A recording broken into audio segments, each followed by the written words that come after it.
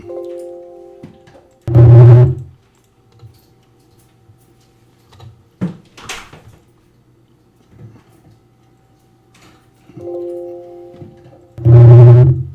what's going on?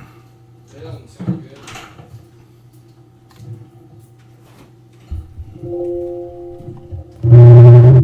Whoa, what's going on? That doesn't sound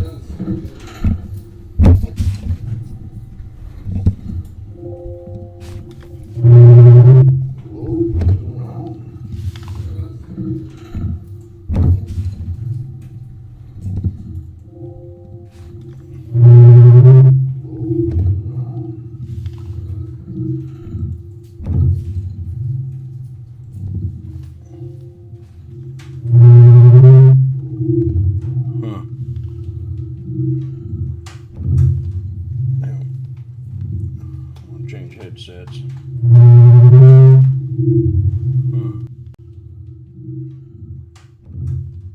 Now, I'll change headsets. Huh.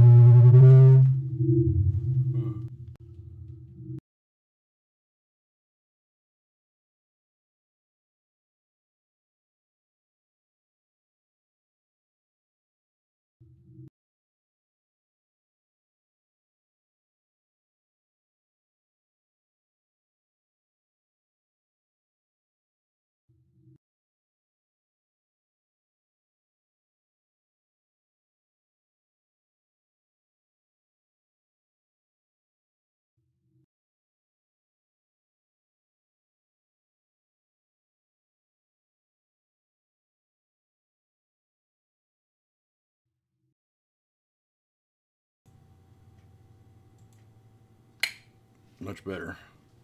Well, how do I sound? Does it sound okay? Much better. Well, how do I sound? Sound okay.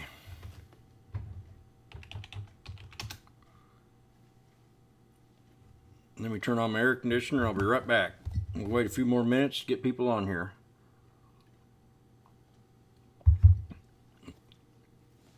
Attempting to restream it again.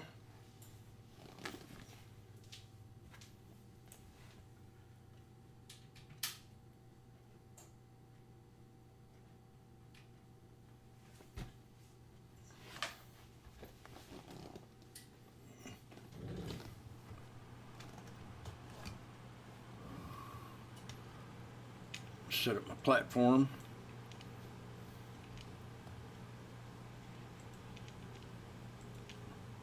Welcome, welcome, welcome.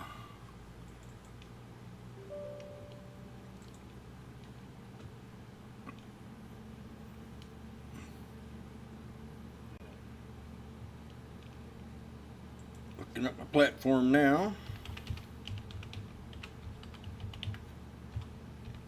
Went out and bought me a hedge trimmer today.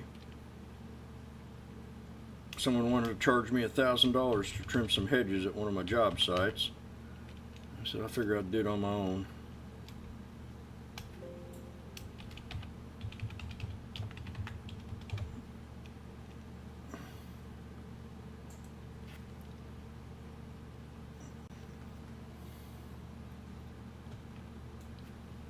I want to wish everybody a happy Saturday afternoon.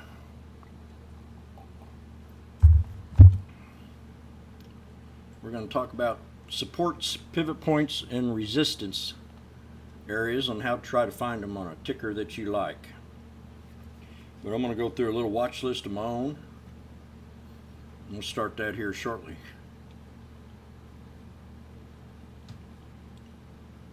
And then I'm going to probably go ahead and stop the recording and come back on.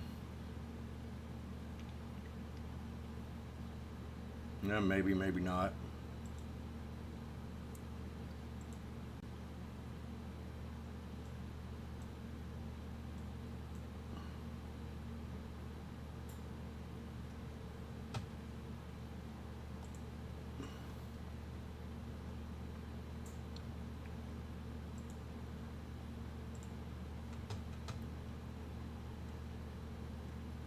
Watch list ready.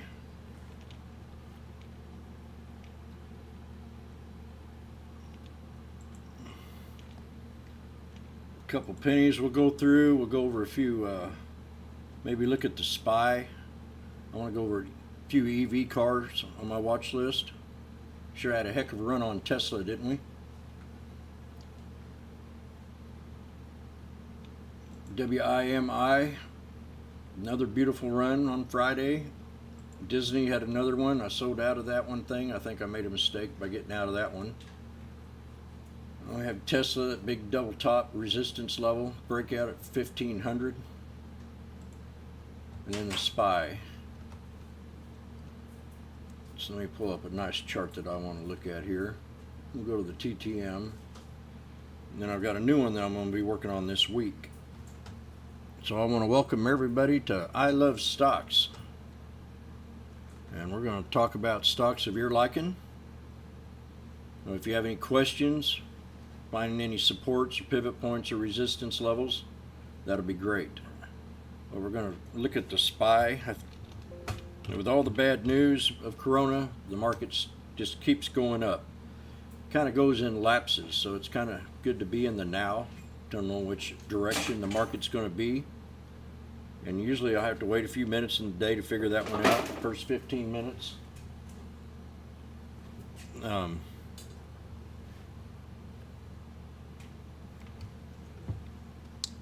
had a little back noise there, so we got that fixed.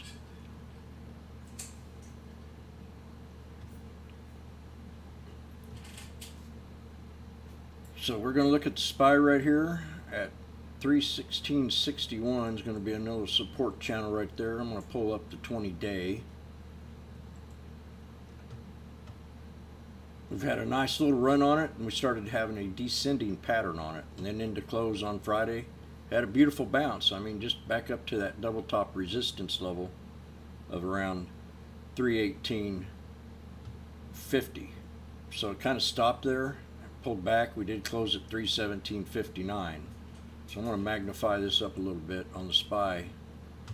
I have real solid support level right down here in this level here between that 315.32, and we talked about that most of the week last week, and that 315.64 area. So that's kind of going to be my pullback support for low support. And I got to change this thing up here. Magnify this up a little bit on the SPY. Have a support level right there at 317.61. So let's see what I think it's going to do. I think we could have a double top breakout to newer highs past that 318.23 level. If we can break past that, that'll be a new high. And then we have the low supports. There's going to be 3 supports with that first support channel right here. If we do have a bad week like next week, from that 316.32 to 316.67. And you're willing to stop these charts at any time on your own tasting. But I'm going to go ahead and put me a little channel right in here for first, maybe my third possibility of a support that needs to hold. And anything below that, we could have a pretty good little sell-off back to this other support level. We got a channel right in here, right at around 316. So if that don't hold, then we got the new 3 supports right below it that need to hold. And that's going to, we had a real good breakout on this stock. Don't take me wrong, this thing can pull back $5 or $6 like it did on Thursday. Now if I pull up the 5-day chart, you can see that huge sell-off we had on Thursday. And I took advantage of that, scalped it for about $400. And I should have done the same thing Friday, but I had my mind on Tesla, and I was in WIMI, and I was scalping one other one. I have to go back and look at it. But that's the SPY, that low support channel right here at 316.33 to 316.67. So that's going to be our first one. Next one I want to talk about, put these on your watch list. I'm going to get my piece of paper here.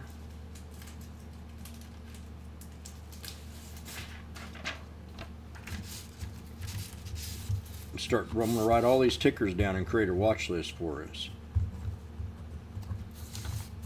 Start off with a SPY. Good morning, Vic. I'm going to talk about Netflix. Yes. Put that on the first of the list. If you all have a ticker you want to put in here, feel free to do that, because we're going to learn how to find a support on it, a pivot point, and maybe some resistance levels. Or I'm going to tell you if I like the trade or not. That's basically what we're going to do here. So the next one I want to talk about is one that had some real good news on Friday. Everybody was talking about it on social media. There's a couple of them. WIMI. Had a beautiful real run on this.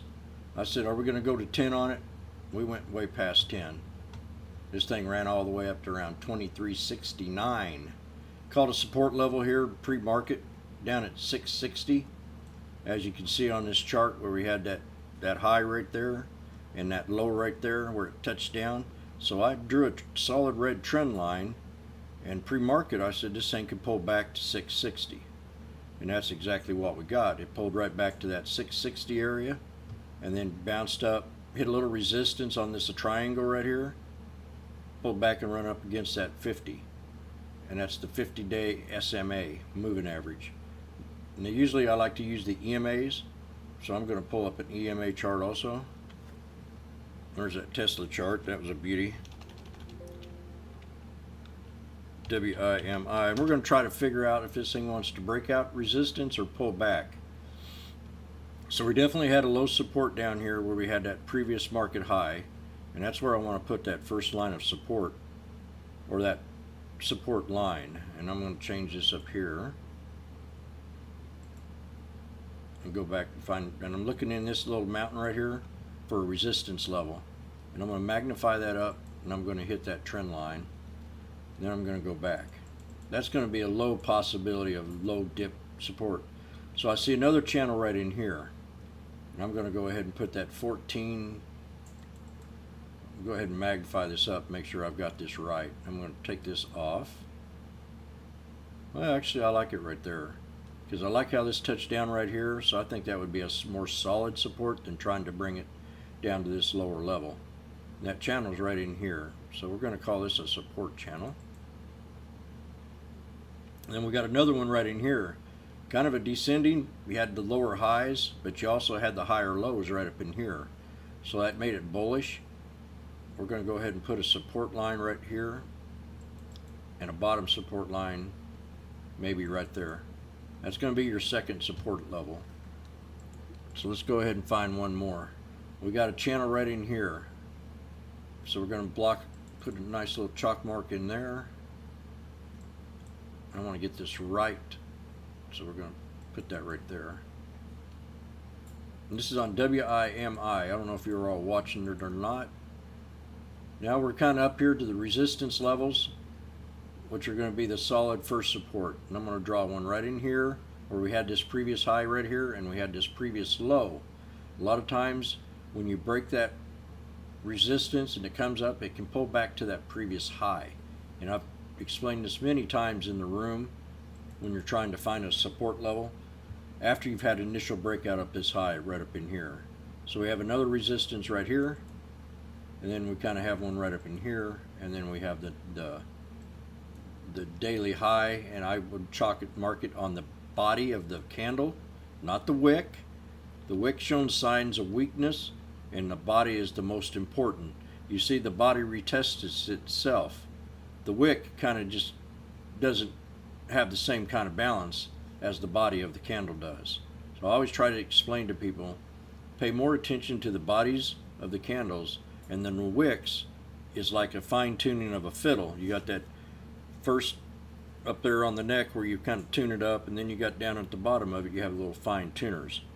And that's what the wicks are made for. So in my case scenario on WIMI, I'd say 2320 is going to be the resistance to break, and if we can break that resistance, we'll go up to the 2369 area, which was the day high. So let's look at it entirely now. We have a big gap up here, so I want to make this part here your lower support channel. I'm making this a channel because we had such a big healthy run on it. And a lot of times when you have a run like this, you can almost expect a 50% retracement. And look right where, and I wasn't paying any attention to my auto Fibonacci's right here, but we're right close to that 50% retracement. So that's going to be a possibility of a very low support. When you're charting these up, you got different scenarios you got to look at. One of them is definitely trying to find the channels of support using, and I may, I might want to just go ahead and make that little channel of resistance support level just a little wider right in here because of this high right here that we had. I kind of chalked this in, but I'm going to call that a pivot point, and that's going to be my support level. So we're going to color these in now. We're going to get some kind of idea where the support channels are. We've got a first support channel right here between that 1864 and when now what happened here? Oh, well, it would help if I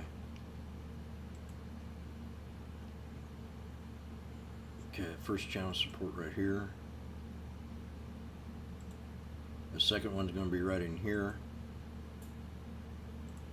And that third one's going to be right down here.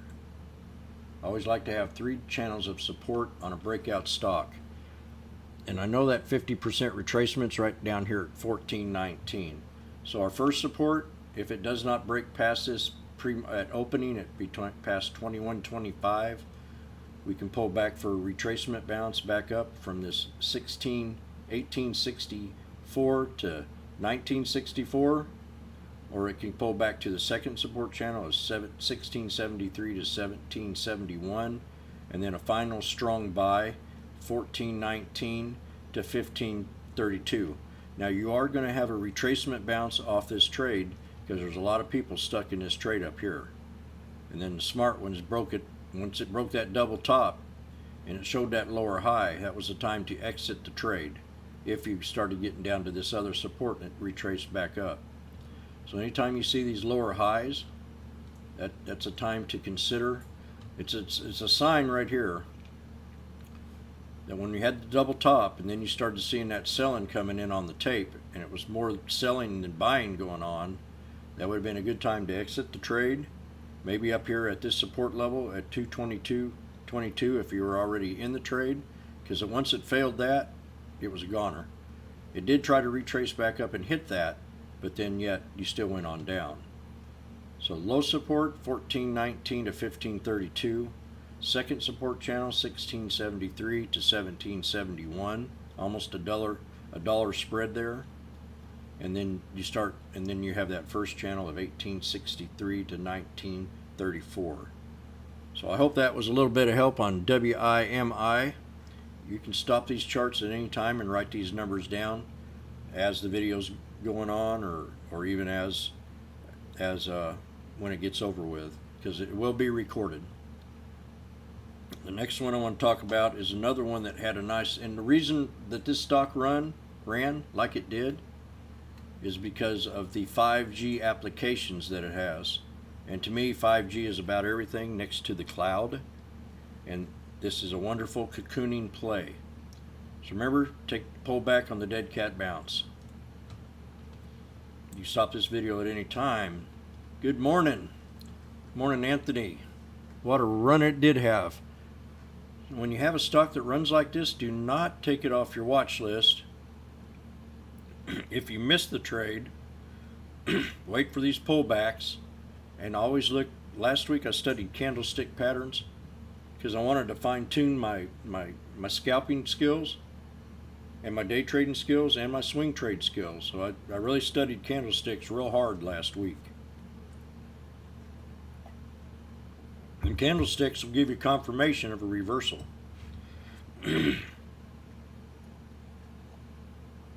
I got someone here that can make coffee for me today, so I'm excited about that.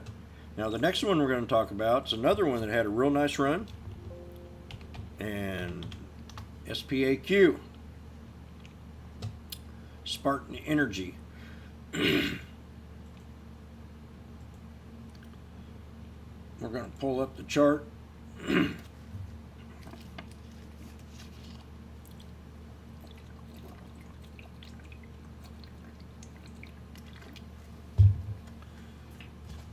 like that water. So we started having a pullback here. We do have a resistance level right around 17.19. We're going to pull up the yearly chart and just have a look at it and see what kind of run this thing's had. And that's SPAQ. Add that to your watch list. WIMI SPAQ. We had a nice little breakout on this Thursday and started retracing back. You could have had your nice little bounce play for $1 on it, but I think that was too small. I think we're going to go back into these lower channels. I got a real strong low support right here at 1343. This could be a could be a put.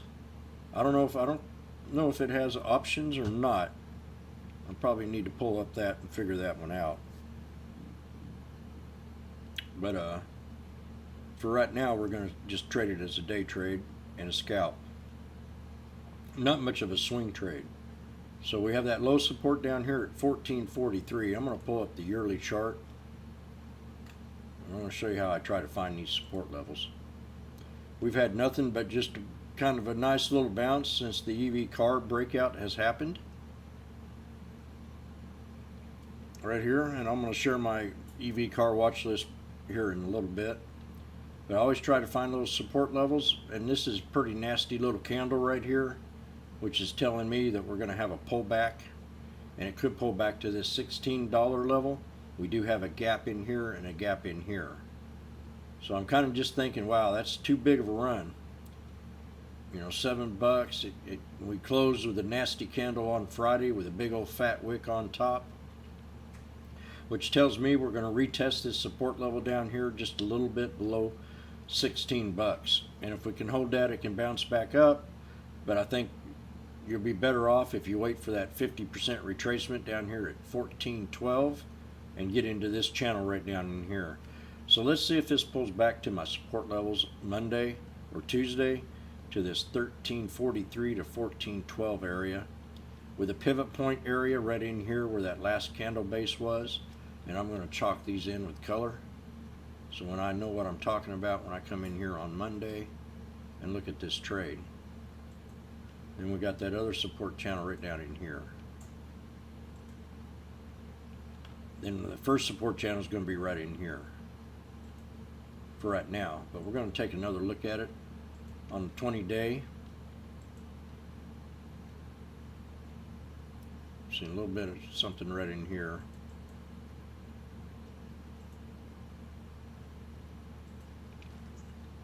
I'm going to look at Amazon. Amazon's on a tear. A lot of people making money on Amazon with the spreads that it's got. It's a beautiful Amazon trade. Everybody made in the money room on this weekend. Happy Saturday, Mr. Finance. So let's see what we got here. We're going to go up to the daily 1 hour. Beautiful little support channel right in here. You can tell by the way it acted on Friday. Bounced up after hours. Then we traced back to them highs. So she kind of acts like she wants to go back up here and hit these other resistance levels.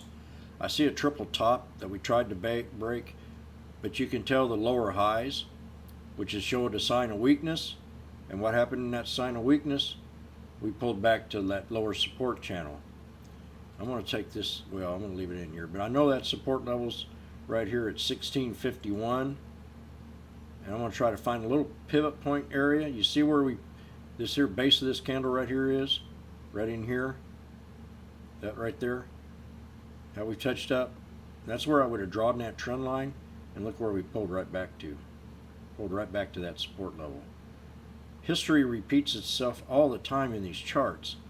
And when you find places of consolidation, like we have right here, that's going to be a support level.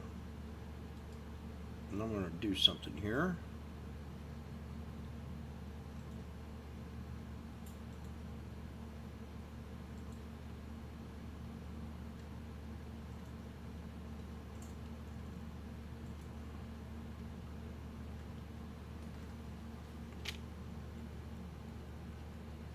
right there at 1621 is going to be the pivot point in this channel.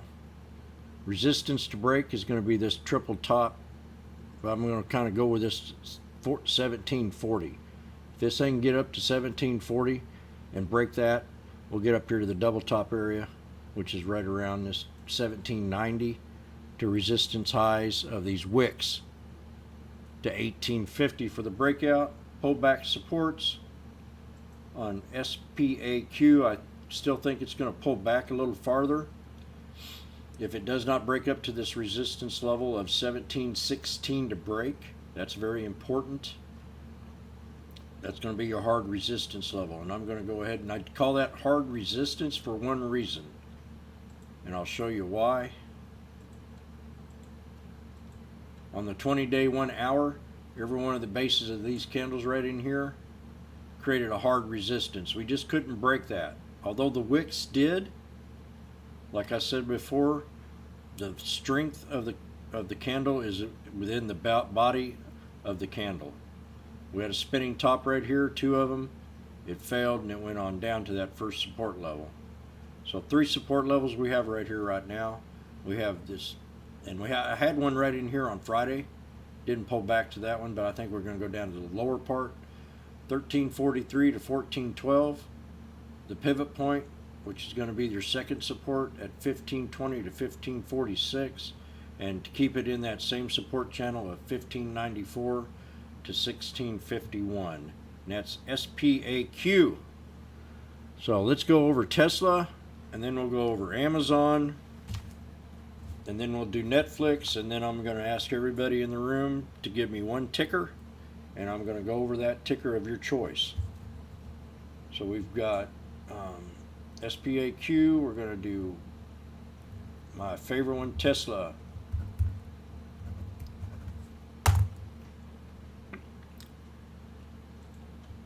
Also, please subscribe, ring them bells to our YouTube channel. If you like this video, please hit that like button if it helps you in any way.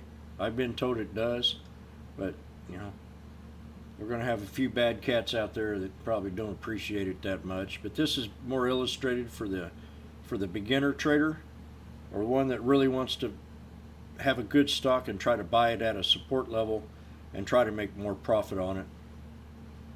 Because a lot of times when you jump into a trade, you're stuck.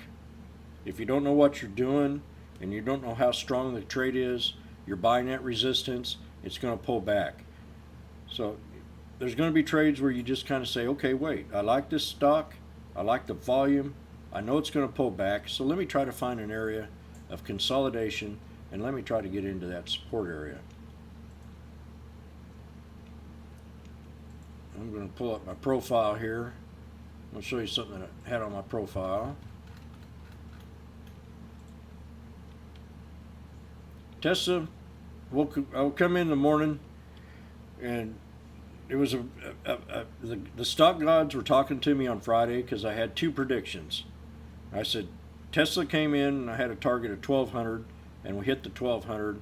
Now our new target was 15, and now we're going to 17, and I think 17 is really overbought, and we need to have a correction. We just need to have a good solid correction, and that could be a couple $100.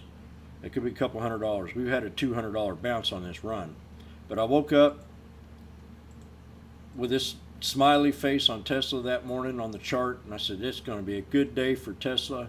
Woke up with a smile and a wink, and I was kind of excited about that. So that was definitely on my radar for Monday.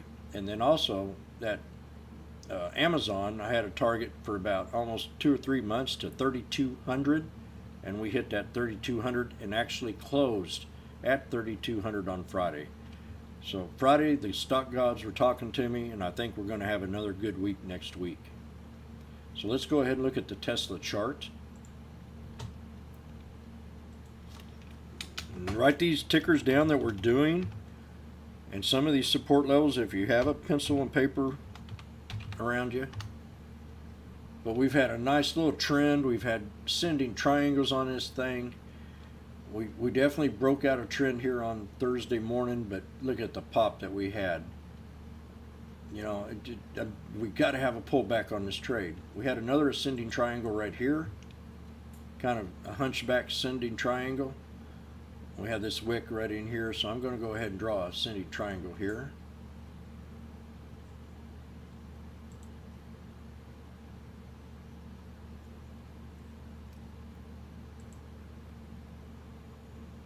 Just right about in there. You can see it coming up. Anytime you see an ascending triangle like this, I like to talk about chart patterns as much as I'd like to look at the candlesticks. We had 3 white soldiers right here, and we just continued, and then that second candle started getting a little weak, but the base is held above that, so that still told me that we were in a bullish mode. The body of them candles, you see what I mean by the body, that candle right in here, all these bodies were above the body of this one, which still gave it a bullish sign.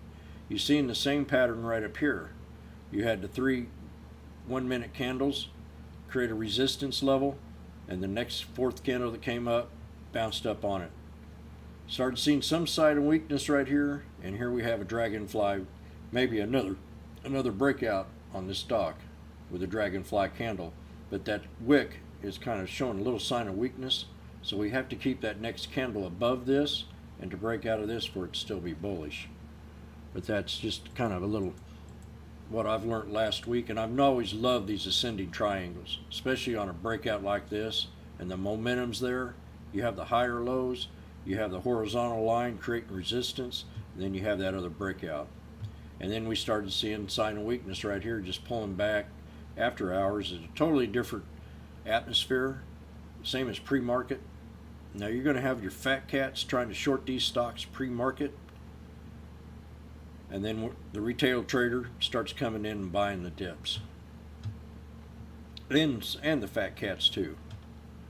So let's try to find a support level on a 20-day on Tesla. I'm really going to clean this chart up. I'm getting to the point where I want to clean it up, so I'm just going to start fresh. We're going to remove everything. I'm going to remove everything. It's a lot clearer now. I kind of got a vision of what I'm looking at, and I want to try to find some support levels of consolidation. I see this descending pattern we had last week on Tesla, but it still held support all week long. We had an inverse head and shoulders right here on that 3-day, and then the 4th day on that inverse head and shoulders. When I mean inverse head and shoulders, we have a like that. That's called an inverse. That's an upside down bottom play on a trade. A lot of times you'll see a head and shoulders up like this. You're showing a little sign of resistance. But when you have one down like this, you're showing some sign of bullish pattern. But we still had the lower highs, so I would have got in the trade probably right around this level right here, right at the neckline of right around 1360 area. So that's where I want to put my support line. Everybody trades different. I think all I ask for people that are in this listening to me right now is to try to pick up a few things that can help you out and make you become a better trader. I've learned from everybody. I've learned from the very worst trader out there to the very best. But I think I learned more from the beginners than I have from the seasoned professional, because I've had to do my own research. And that makes a big difference when you have to sit there and come up with a game plan that works for you. You don't blindly follow anybody's trade. You find a reason why you get into the trade. So right now I'm looking for this channel. We did have a 3-day channel, so I'm trying to find some support levels and resistance levels. I see these 2 candles right here, and that's why I called that the neckline on this inverse head and shoulder breakout. Inverse is when you have a day like this and it pulls back, and then you have a consolidated period on the other side. That's your neckline right here, and the top of your head right here. This is where you want to have that break. We did have a previous high up here which made it a strong resistance, and then here we went in on this hour chart and we held support levels right in here. So I'm going to go back down to this level right here of consolidation in that 3-hour period at 1491.25, because I know it took 3 hours to break that. Now I have another one right here that took 2 hours to break. It took a good hour for it to break, and then it came back and probably played around a little bit. So then we got another little gap fill right in here. So that's going to be the hard sell off. If I was to short the stock, I would say this would be your spot right here, no lower than this neckline of the inverse head and shoulders at 113.37.89, and I'd like to see that hold. Then we had another period of consolidation right down here and right here. So we got a low support of 1250.26 for a strong buy. I don't want to see it go any lower than that. Actually, what, 3 weeks ago I was talking 900 for a support level. Now I'm talking 1250 for a low support. That's going to be your strong buy if we ever get down to that level. I'm always looking for the pullback, and I'm always prepared to know when I want to get into a trade and when I start feeling the resistance level of wanting to get out of a trade. And I know this area right in here where we had that pop is going to be a pretty strong support level. So I'm going to go ahead and color that in red. This is on Tesla. So pullback support, strong buy at 1428. That's almost a 200 and some pullback. We had the 3 white soldiers right here, which is just a beautiful little thing. So our first support level is going to be right here at 1491.25.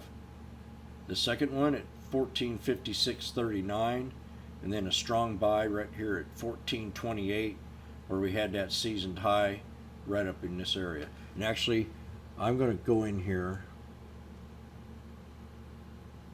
Where was that at? I'm going to go back. Saw something here.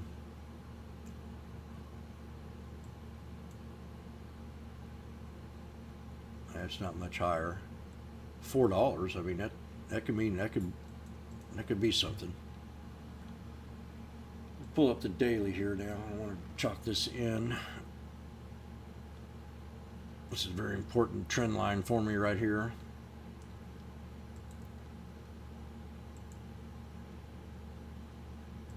For the third solid support, and that's going to be a $4 spread between 1428 and 1432 for your third solid support. Now we had this ascending triangle right here. You see what I'm talking about? Actually, kind of with higher highs, showing that it actually has a lot of strength. Some would call it a wedge, and we'll chalk it up as a wedge.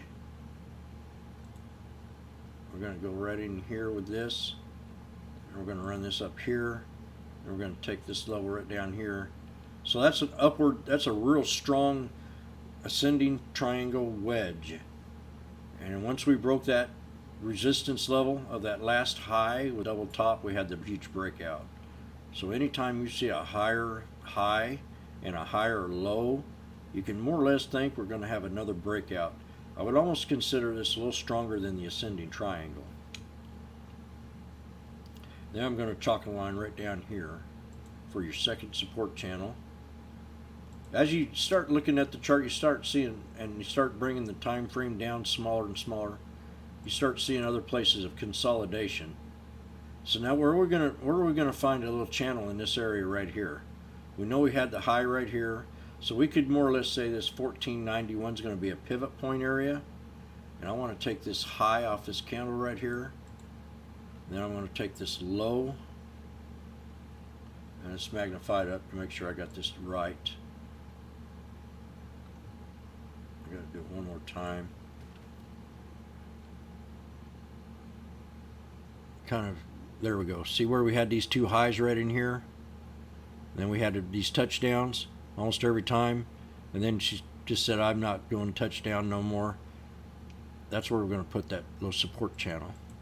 Then we're going to color this baby in.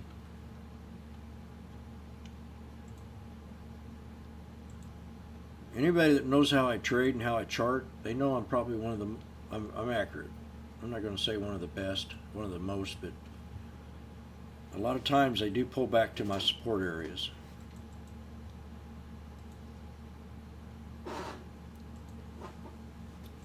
Cody.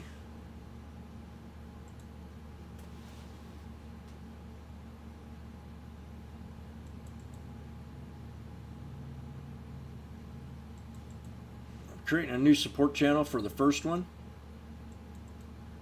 I'm seeing this high right here and this pullback right here. I'm seeing this high right here and this pullback right here. So we're going to make this the first support channel.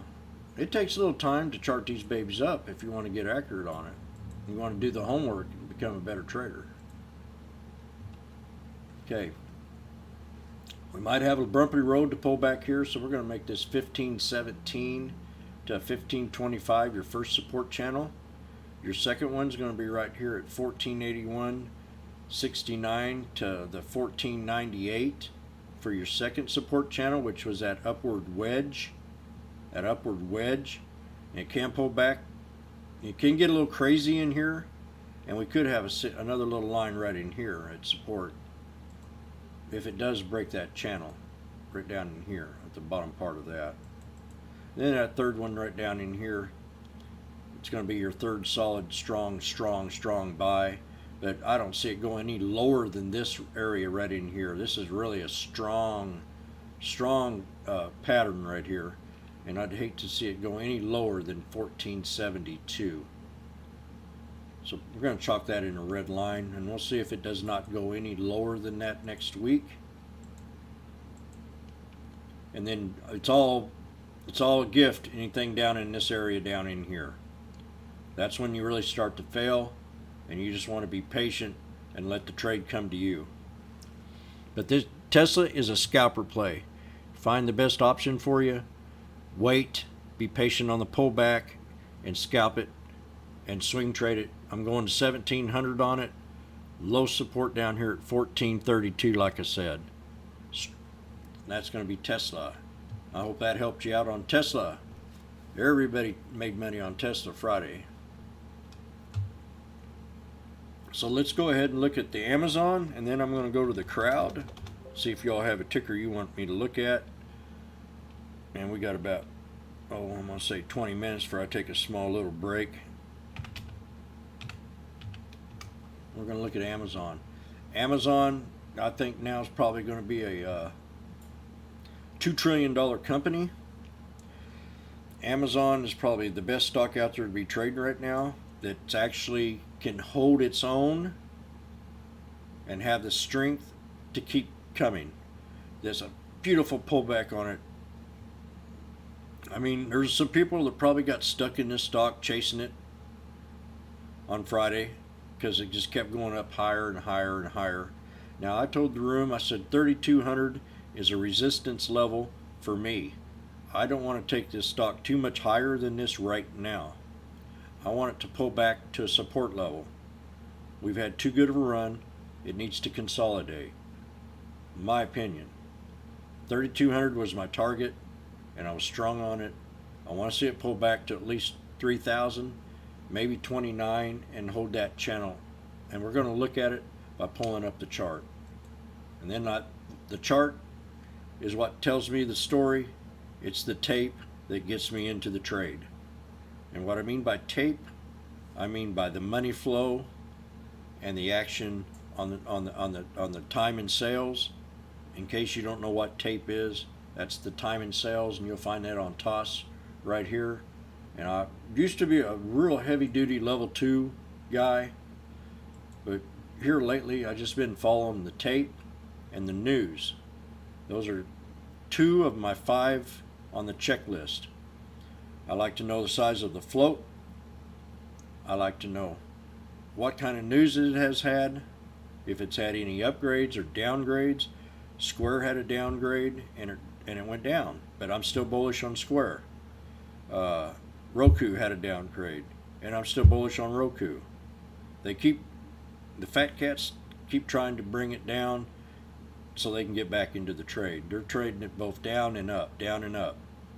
And when everybody pays a lot of attention to the fat cats, and they're the ones that control the trade, and we play off their mistakes. But we follow them. You know, I admit that. So let's go to Amazon. Let's take this off so we have a little more room on the chart. Let's pull up the yearly. It's had a beautiful run here on the yearly. We called the bottom on the trade at 1500. We've had nothing but a run on it ever since. We had an ascending triangle breakout here on the daily pattern, daily 1 year chart, where we had the higher lows and we had the resistance level that broke. Corona turned this into a cocooning play. In my opinion, this is the #1 cocooning play out there right now that holds up. So we're going to erase everything on here and we're going to start fresh on Amazon. Amazon is, everybody should be watching it. Everybody can make money on it. You just got to have patience and let the trade come to you. So we've got different levels, and we're going to start off right down here at the very bottom. I can't see it going down to this level. Let's see, 2500 is weak. We got another one right here, right around the 26 level. We got another resistance level. I'm looking for places of consolidation on the candles. I'm having a little bit of difficulty here. We got a wick. We've got these bases. We had this gravestone here. This butterfly, dragonfly. Someone called a hammer. Bring it up to there. Bring it up to there. You see, I'm just hitting the bodies of the candles to find resistance levels.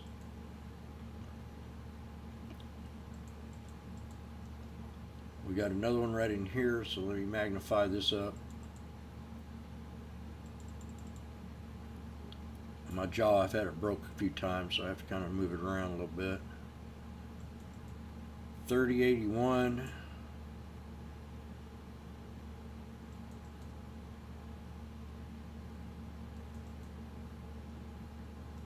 There we go. We've got it all charted out. Oh, what do we miss here?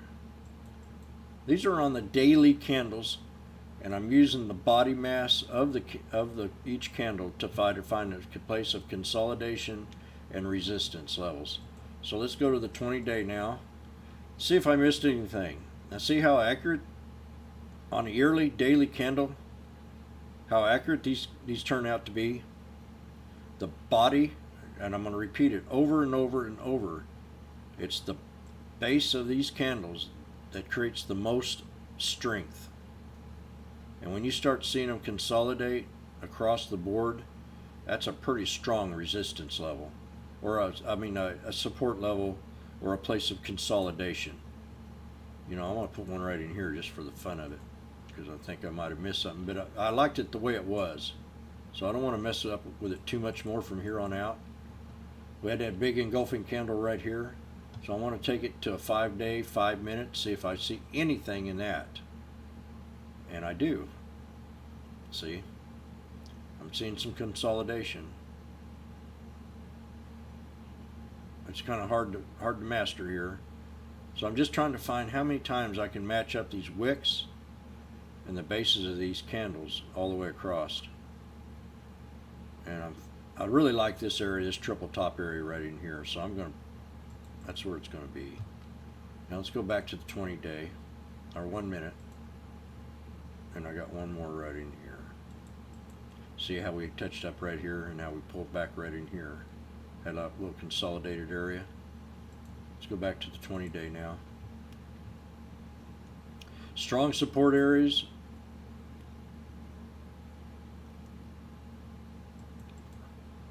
They're going to be right here. Okay, this is going to be your low support, strong buy. I'm going to go ahead and darken that in. We're talking about Amazon. I want to see it pull back to 3,000. But I'm liking this 356, 381 for a third strong support level. This next one's going to be right in here. Whoops. I want to get that because that's going to be important. We're talking about big numbers here. So the spread could be a little bit tighter, but when you're looking at a little bitty area, that's $10 spread from 31.18 to 31.28. So, you know, $10 can turn this stock around real fast. This is going to be your second support area. And I don't know, you know, this has had such a great run. If we do have a nice deep pullback first thing in the morning, and it lasts for like a half hour to 45 minutes, that's when you want to start looking for a confirmation of a reversal. And that first support's going to be this 31.70.05. That's what we need to hold. So let's go back to the 20-day. We're on the 20-day. Low support on Amazon next week for a very strong buy is going to be 3,056.39 to 3,081.99. Your second support channel is going to be a strong buy. Not as strong as this one down here. If it dips down here, that's going to be a healthy strong buy. Your second one's going to be this 31.18.27 to 31.28, and then that first channel of support right here at 31.70.05. Now that's a $30 dip, and that's nothing. That can happen in one candle. We had a 62 all the way up to, had a $60 bounce in an hour on this one candle right here alone. We had a bounce from here 26 all the way up to 75, a $50 bounce within an hour. So it's nothing for this thing to pull back pre-market and hit one of these support channels and then start taking off and bouncing up. I'm telling you, we had 81, and it pulled all the way back the next all day long, $80. We had one here where it bounced off 3,000, ran all the way the next day and ran up another $80. Inverse head and shoulders. So this thing can take a pretty big beat on an hour, and if you go and you're in this chart, always look at that hour chart first thing in the morning and watch that candlestick. And if you start seeing something like this, you might want to take the trade. If you start seeing a heavy body, you need to break that body before you want to get into the trade. You want to break that body before you get into the trade. Bam. Me, I would have bought it down here because it did not want to hit my support level. But now I have it charted up. So 30.56 to 30.81 for your low support, 30.18.27, 31.28 for your second strong support. And if it holds 31.70.05 and starts to retrace, you'll go back and try to break that 32.15. Now remember, 3,200 is my hard resistance. Anything above it is a gift until we consolidate 3 or 4 days in a channel. If we start seeing a channel and we keep hitting that support level after about the third day, maybe let it consolidate this week, we can break out past that 3,200 and start making a new channel. But for right now, it took me 3 months to get to 32.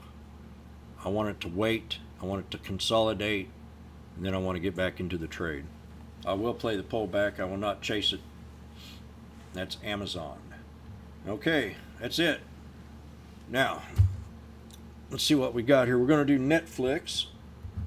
I'm going to take a drink of water. And if you need to step up and get you some water or get you a restroom break in or a snack, it'll take me about a minute and a half to do what I got to do. But I want to write down these numbers. And anybody has a ticker in here that they want to look at, feel free to put your ticker in the window. You get one a piece, and then if I don't have enough, I'll ask for another. But I want to look at Square and I want to look at Bind, because they both had the little downgrades, BYND. And I'll be right back. I'm going to make me a cup of coffee.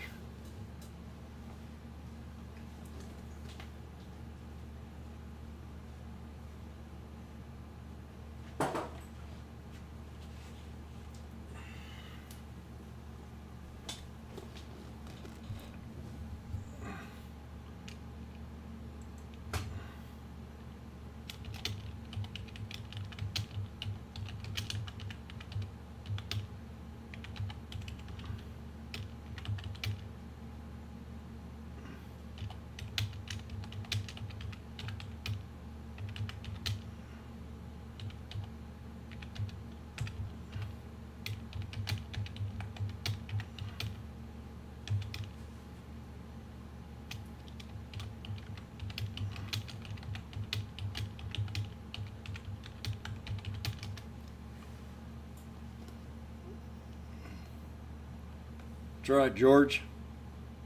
I'll be right back. It's on recording.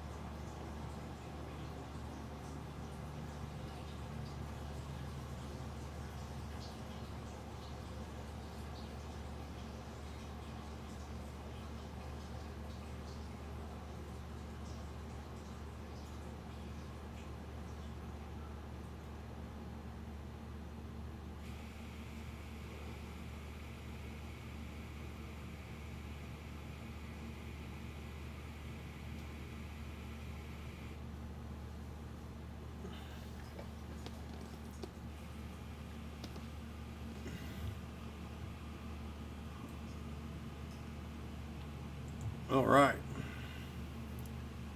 Coffee will be done shortly, and I gotta go get it. We'll get on to some more.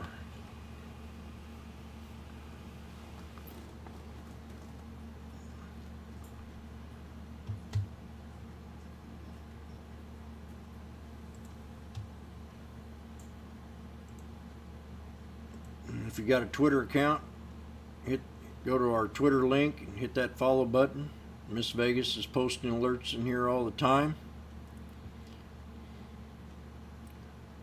We also have a little place in here to hit Miss Vegas's Stock Twits page if you have it. Hit that follow button, and also I have mine on here too. You can hit that follow button, and I'm posting alerts in here quite often. And let me see what else we got going on. We've got definitely our YouTube channel, Pinterest, and if you ever want to write to us, you can do that. The setup and pricing instructions are right here if you ever wanted to join that part. And this is our partners that we affiliated with: Cheddar Flow, Trade Exchange, and TrendSpider. TrendSpider has a platform for charting. Trade Exchange is like a news center where George talks to us. And then we have Cheddar Flow that we're affiliated with. You can always get discounts if you join each one of these.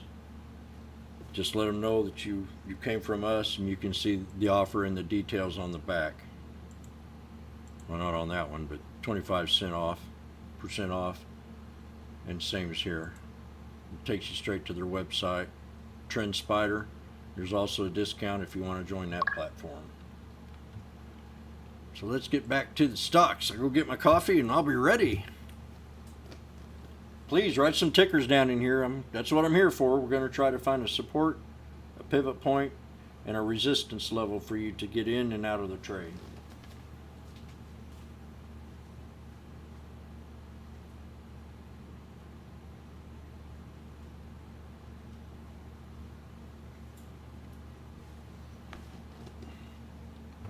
I feel blessed that I've been able to trade with Vegas for the past 3 years. She's a fundamental trader, and she's really started to become an outstanding chartist. You know, as long as she don't get better than me, I'll be okay with it. I'll start to worry, and then I'll be booted from the team. So let's go ahead and get into the next ticker. We're going to talk about Netflix. Netflix is going to be Roku. I got her on the list, my friend. Roku will be Roku. These are all my favorite tickers, man. Every one of them that we're writing down today. Get on pencil and paper and write down the SPY, WIMI, SPAQ, Tesla, and Netflix, and then that's what we're going to do next. Netflix has a price target raised. I mean, you can't take this tech era slightly. We are going into a new era. Microsoft, we're going to go into a new era. America will never be the same again. So anybody that has a nice trade, as in going to school for, like computer science or networking, anything to do with home-based businesses or cocooning stocks, your next 10 years, 20 years is going to be outstanding. You're going to be able to find a job. You're going to be anything to do with technology, because it's all going to be about working from home. New restaurants will close down. New restaurants will come in their place. America will always be a capitalist society, and there's just going to be a lot of gig opportunities. And I mean by gig, take your own personal inspiration and start a business. I've been doing it for 25, 30 years. I've owned an art gallery, and now I own a janitorial business. I've sold Kool-Aid had 5 Kool-Aid stands when I was about 8 years old. So I've always had that spirit. And day trading stocks, you can take this home, you can feed your family, you can, if you just get there and have the patience and not rush into any trades, and learn how to have you a 5-step trading plan. And I'll talk about that another outing. I'll just kind of go through my 5 steps before I get in and out of a trade.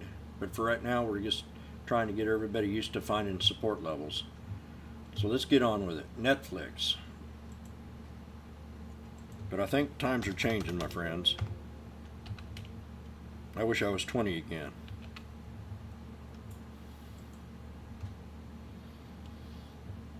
Got a target on Netflix. Let me see what they said.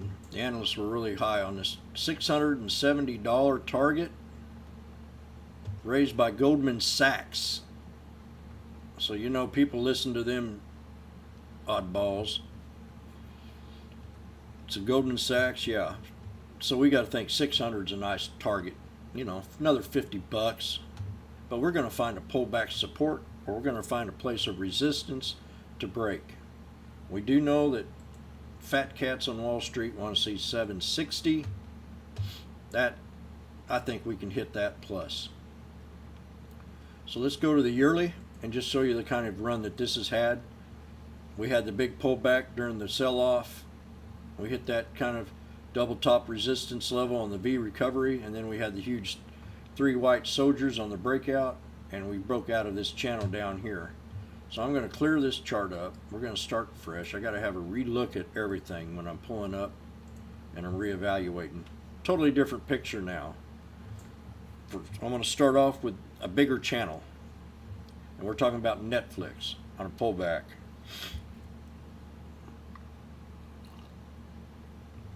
In case you know, I'm drinking Blue Mountain coffee from Jamaica. It costs about $40 a pound. But I love it. Okay, we got a little top right in here. We're going to draw a trend line right there. I magnified that up so whoops. Gotta have my dollar thing in here. I do have a video on how to turn this trend line and put your dollar sign on it.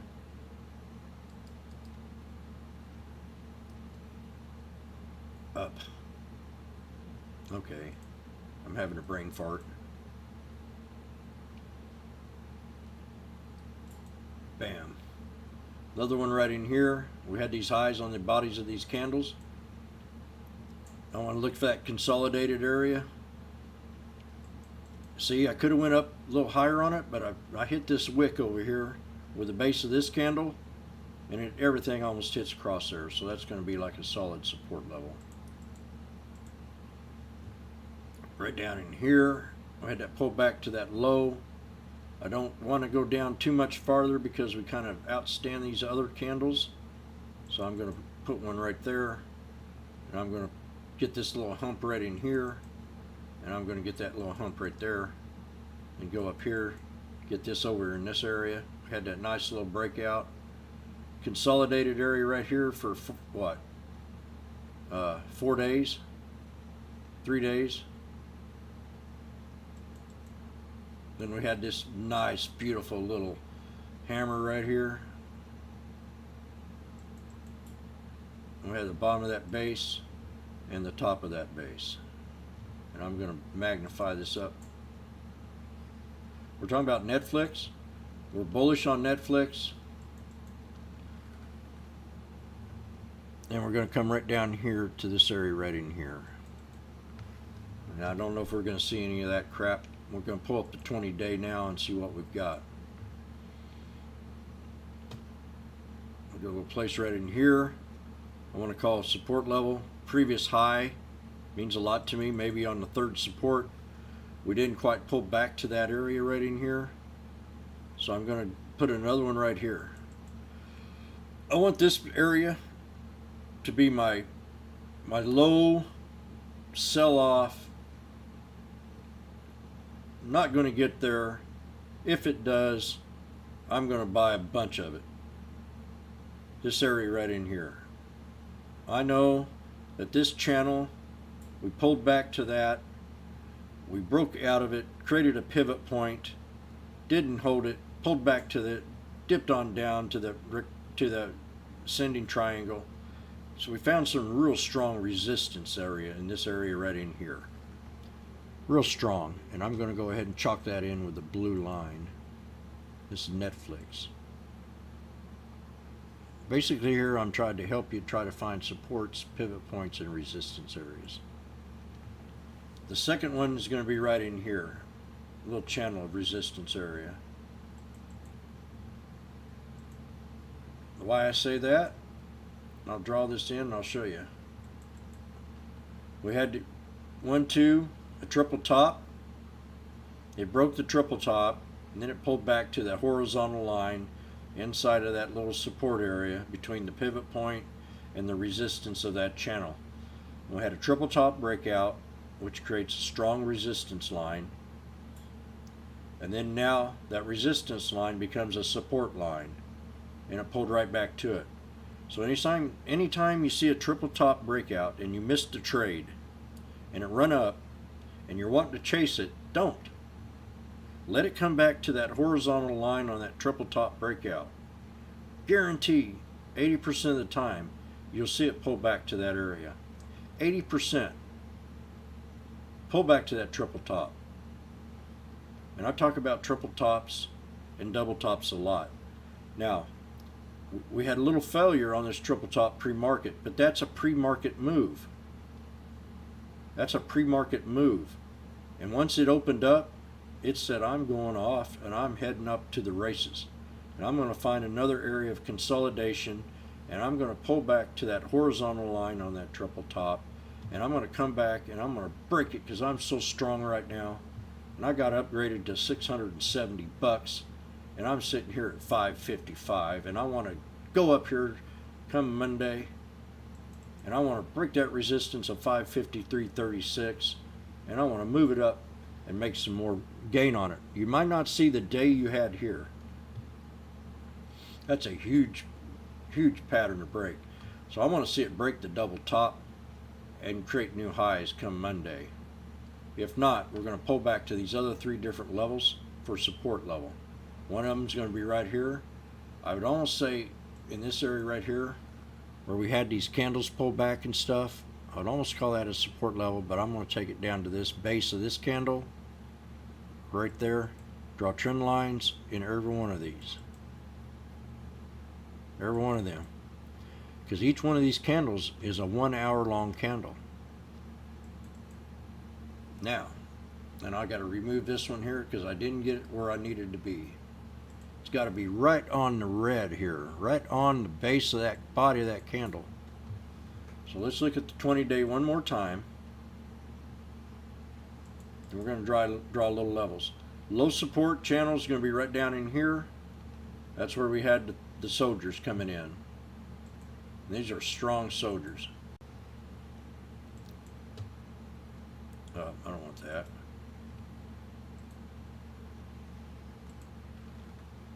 Right in here. It's going to be your low support. Your third support at 531.81. Your low strong buy at 519 to 524. Third support at 531 to 821. Your second support right here at 538.15. And then we don't want it to go any lower than the 544.62 to retrace and start building a new channel of resistance at 553.36. Netflix is going higher. We're setting up to go higher. I think we'll have the breakout at 553.36 come Monday, and we'll go up to new highs. And we got to break that resistance of 55588, 3 5s, 2 8s, and try to hit the $600 target. But let's see if we can get to 575 first, with a low support right here at 531.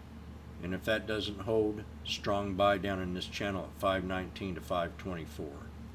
That's Netflix. And Genius, yeah, we'll talk about GNUS also. I like that it held that 151 area. Roku, yeah. So the next one we're going to talk about is going to be Square. I'll make it short and sweet.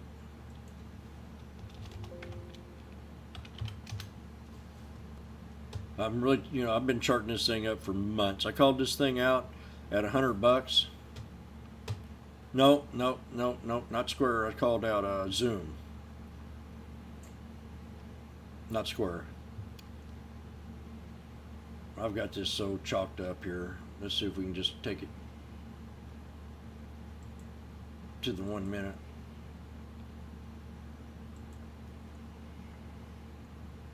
Five minute. Yeah, let's clean it up. I can't. I know where the support levels is on it, but I want to draw them up new. We'll go straight to the 20-day. This has had a downgrade to 119, if I remember right. Yeah, idiots from Cohen and Company downgraded it to 119 because they missed the trade. Marquise has a price target of 147 from 138. But I'm saying these idiots down here on Cohen don't know what they're talking about. It can pull back to that 119. It can. So we cannot let that number go to waste.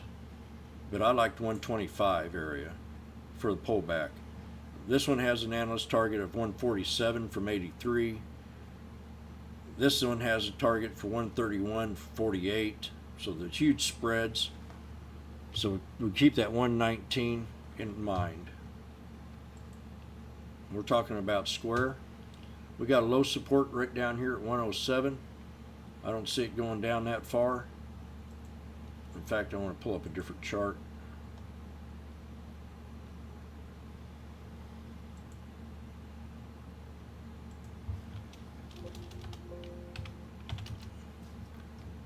In case you're curious of what kind of chart I'm using, it's called a TTM squeeze with my 200, 100, 34, and 9 EMAs. When I'm doing a daily, I like to look at the faster stochastics, so I use the EMAs for price action, and I use the SMAs for a moving average. But these are moving average price action trade on your EMAs. Okay, we got a resistance to break here at 129. I got another one right there, 27. We got the low that we had on Friday, right here at 125.86. Now I called this pullback to this area when we got the downgrade. I'm still sticking with 125.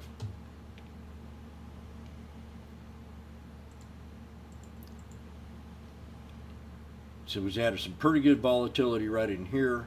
So we've got to draw a little trend line down there at that 118, 119 area that Cohen was talking about for a support level. We can I mean, the institutions can still take this on down farther. But I did hit my support channel, and everybody in the room knows what I said. It was 125.86 to the 127.60 area, and that's where we went to. So we got some resistance hard resistance that we do need to break, and that's going to be the 129.26 area, and we can bring it up to new highs.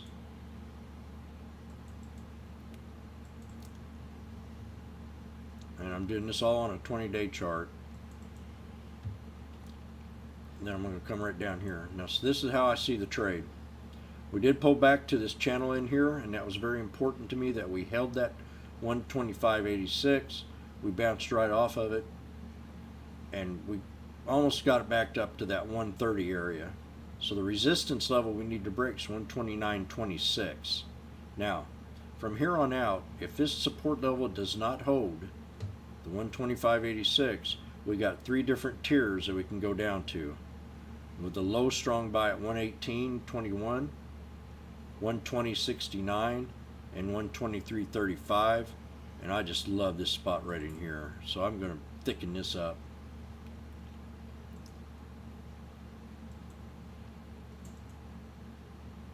Every chart tells a story, and once you figure that out, you will become a very good trader.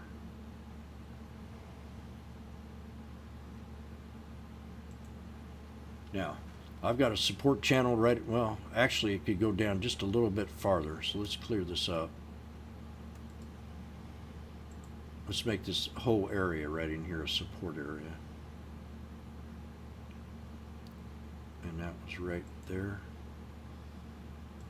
Okay, and then you got the next lower stage support area, strong buy right down in this Cohen area between 118.21 and 120.69. Strong buy, third support, second support channel between 123.35 and 125.86. If we can hold this 127.60, we got to break the 129.26 and we can get back up to the new highs. But we have the possibility of coming back to this lower support area, and I don't think no lower than that. For the retracement back up, every time we pull back from a support area, that becomes a new resistance line. Always remember that. If we break support, that becomes a 2 resistance. Those old resistance lines becomes support. And that's square. Low support down here at 118.21 to 129.69.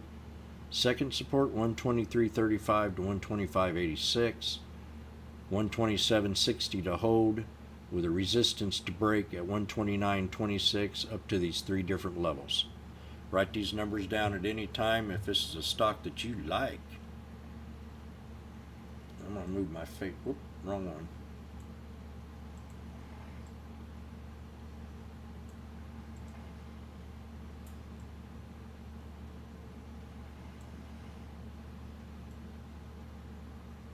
Made a mistake here. Hard to make mistakes. I want to keep that by the news. Okay, we got Netflix, Square out of the way. Bind is next. Workhorse.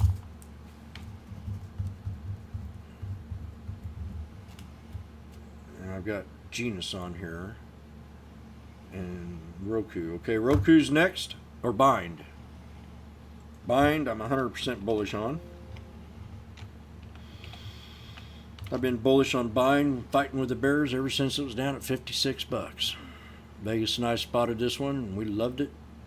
And then we had one of the best runs we've seen in a stock in a long time. I'm going to clean this chart up too.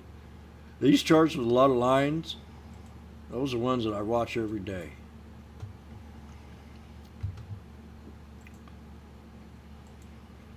I think Bind really had the opportunity to excel when we had the meat shortage.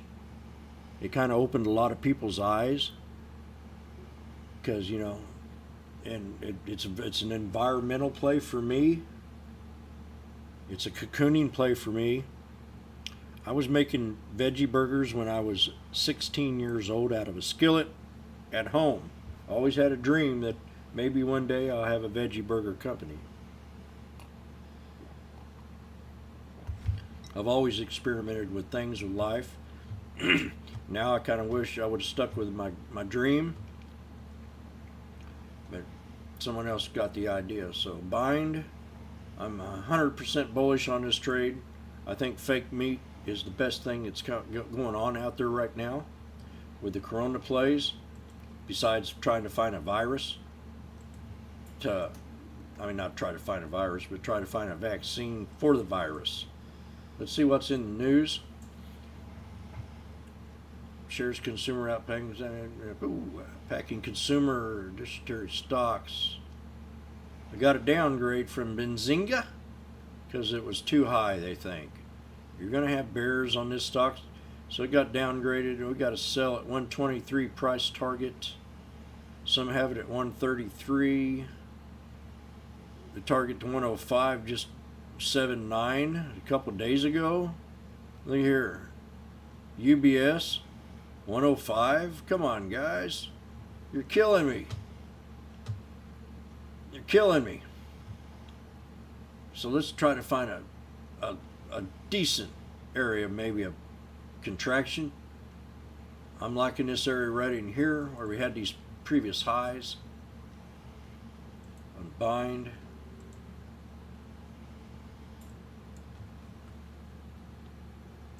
I want to get this area right in here. I want to get that high candle right there. I like that. You see where we had, then we had the crash, and then she rebounded right back up and broke that quadruple top of resistance. This is a pivot point. Now, I wanted you to understand what a pivot point is on a yearly chart. A pivot point is an area where it determines if it wants to go up or it wants to go down in a security. It's a decision maker. It can become a strong support or it can become a strong resistance, somewhat like the VWAP on a daily chart. The VWAP is the same kind of stick. It accumulates the moving averages, and it's trying to tell you where maybe a pivot point area is of resistance and support. So basically, when you had this breakout and this pullback, and then you had the retracement bounce, that is going to create a pivot point on a yearly, daily chart. So that's very important that we look at that when we're in a trade, especially if it's going to pull back and hit that area. That's pivot point becomes, once you break it, becomes an area of support. It becomes an area of support, and it becomes an area of support that's real strong, and it's an area of support that needs to make up its mind if it's going to be weak and pull back, or if it's going to go ahead and break that and create a new resistance area. So that's on the daily, and I can do this in different time frames when I'm looking for a pivot point or support areas or resistance. So if it does want to pull back, we've got an area right in here where it pulled back to. Now, keep an eye on this candlestick here. You know, that's not a good looking candlestick at all. But if you waited for the next candle and it broke above that base of that candle, you could be off to the races. So it's always, when you have a daily candle that breaks the body of a previous candle, you could have a good breakout. And look what happened. 120 to 160 in a matter of days. Always keep in mind of the bodies of them candles. So now we're going back. We found a support channel. When we had this pullback right here, we had a consolidated area right in here. Look here, see? We went off these three candles right here, but look what happened here. Look what happened right here. See, we found a little area of resistance. So now that becomes support below the pivot point. Same as right down in here.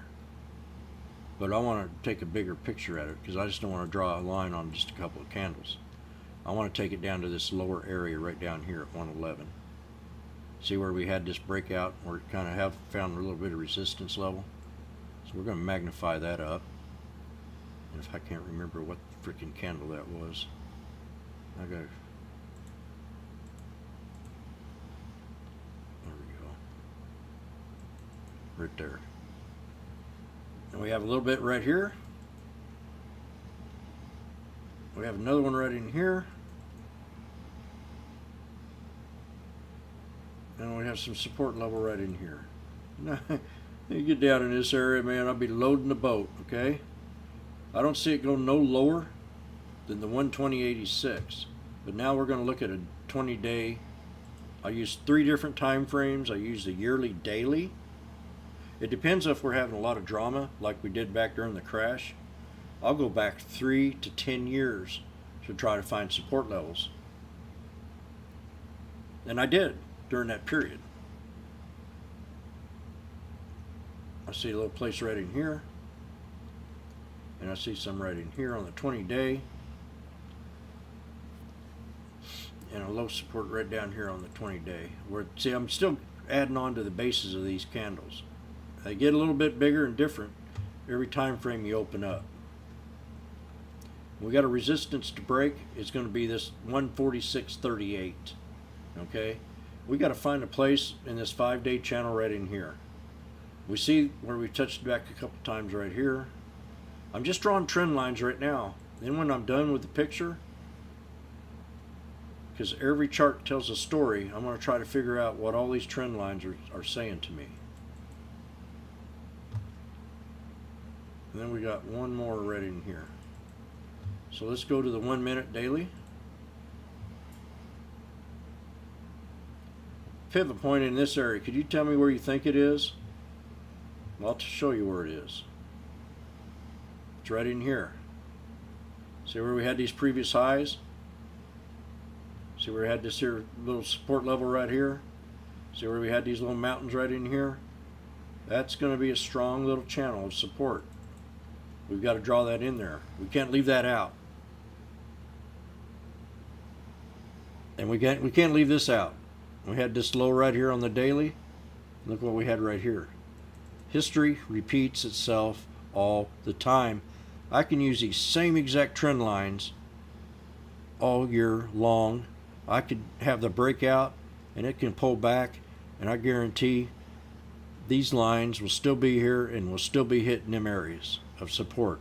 I can go back 3 to 5 years and still use the same trend lines on a stock. What goes up always comes back down.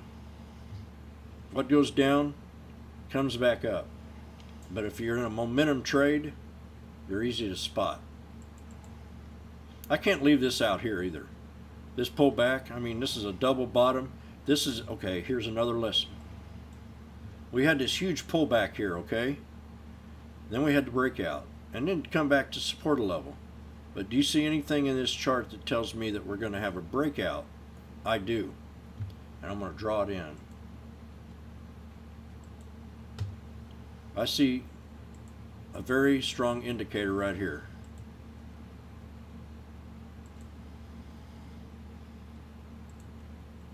I see lower volume coming into the trade, and I see a higher high. I see the TTM squeeze starting to squeeze up, turn into a squeeze. So I'm seeing divergence with the lower volume, and I'm seeing sellers leaving the trade and the buyers coming in with a lower high, which tells me we're getting ready for a breakout. I would have took this trade on a double bottom with a lower high. I would have not thought it over twice. I had opportunities to get into that trade to even test its higher highs. Every time every candle came out, we broke past the body of the previous candle, and we stayed in within that candle, which is telling me I would have even probably took the trade here, but I'm more experienced at it. But to retest is a double confirmation that we're going to have a breakout. So you could have took that trade right in here, maybe in this area in here, and run it all the way up to that resistance level here, or maybe and I use the 200-day moving average, and I can't repeat this many times, as a resistance bar. So if I took the trade here and I run it up to the 200, I'm out of the trade, no questions asked, and that's a good $5 scalp. Actually, it's a $4 scalp. Once I started seeing some silliness going on. But I would try to at least get back more than a 50% retracement off this pullback. So that's always something to look at when you're in a trade. That lower high, and then the volume coming down, showing divergence, that you could have a breakout.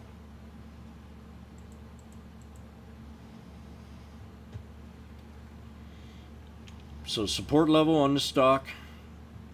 Let's look at the 20-day one more time. Still pretty dirty, ain't it?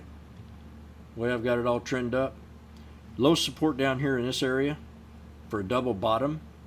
If it does decide to pull back, that 127.95 to 129.24.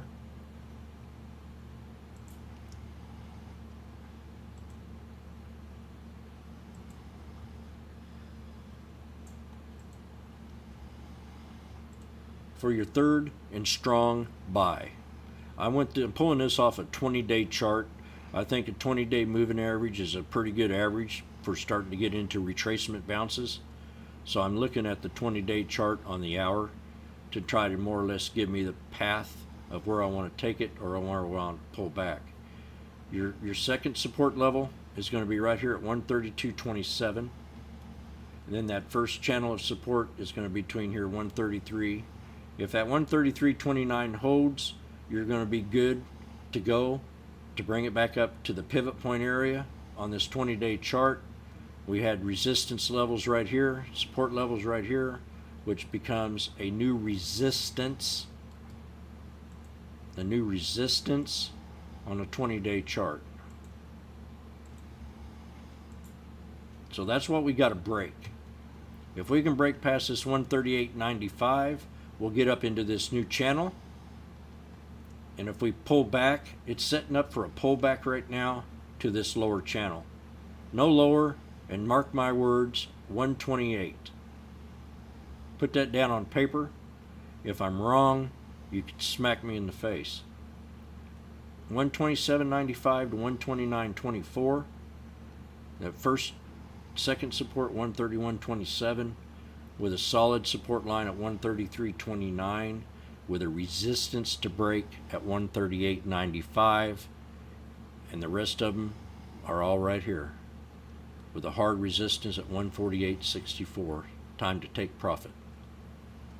But you have your 4 different resistance levels past this 138.95 if it does decide to break that pivot point, and that's bind.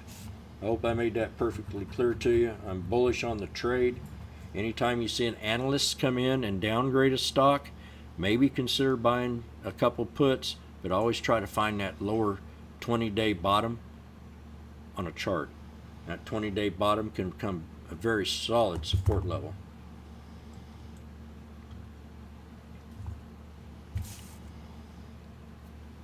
I have different time frames.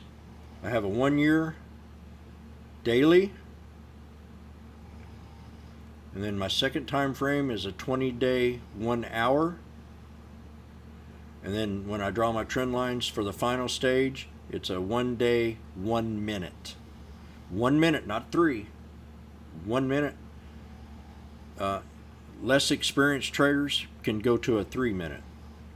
It's a little bit more defined, the candlestick patterns, but when I'm scalping, I want to have the fastest stochastics that I can find, and that's the daily 1 minute.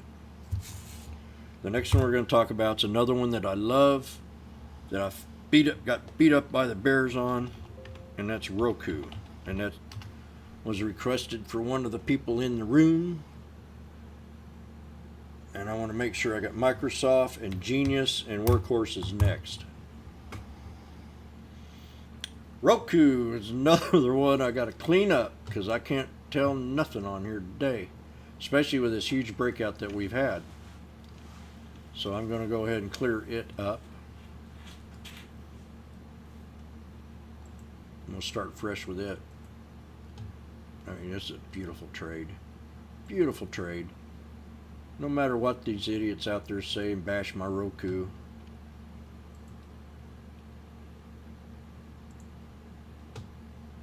This was just an opportunity. We had a V-shaped recovery.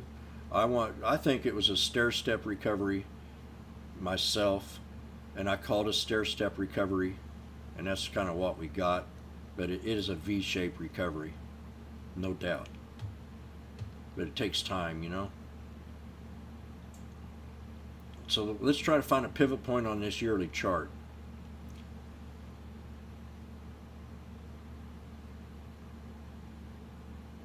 I'm thinking right in here. Right in this area, right in here. It could go up just a little bit, but we're going to stick it right in here. That is your pivot point on this yearly chart. I'm going to take a sip of coffee.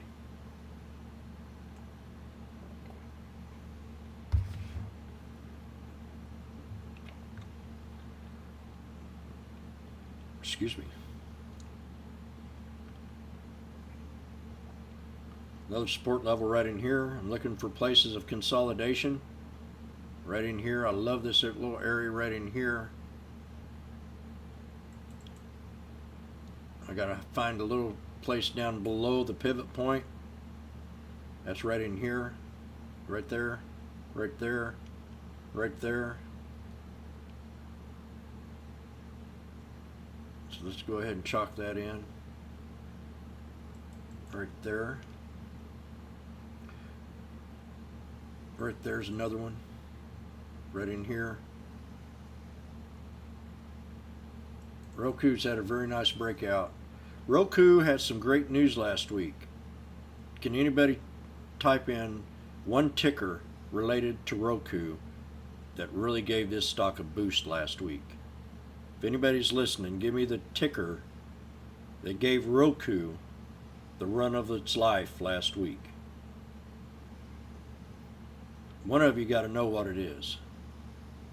It was in the news.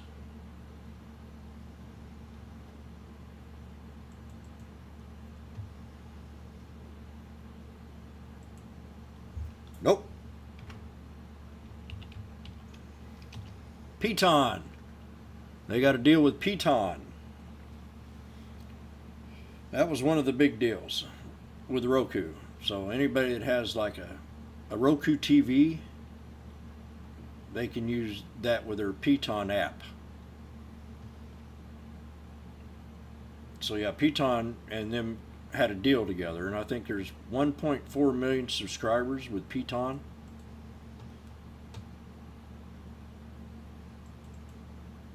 I'm still trying to find some places in here.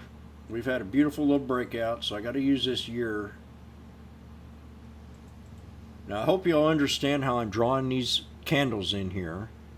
It'll take time for you to understand it, but anytime you see places of consolidation or pullbacks and you see a repeated trend, this is a choppy chart too, you know, that bears were all over this, shorting the heck out of this. And I think they're finally coming to the realization that this company is really a real good company. So let's go to the 20-day now. 20-day 1 hour. We're going to draw a little trend line right in here. See where we had these pockets of resistance levels? And I want to kind of have an equilibrium between this one, and this one. And where I'm seeing that equilibrium is on this base of this candle. The reason why, because the wicks hit here, the body of that candle's right in here, and then that body's right in here, and we have the wicks right there. So that becomes, this channel in here becomes a very strong support level. Very strong. I'm not saying we're going to pull back to that, but look at, I mean, last 20, 30 bucks, it bounced in 2 days.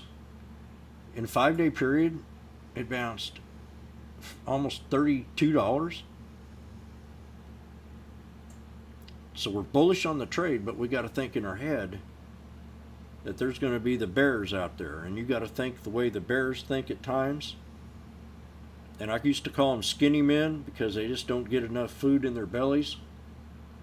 And to me, they're a weaker trader because they don't trade on technicals.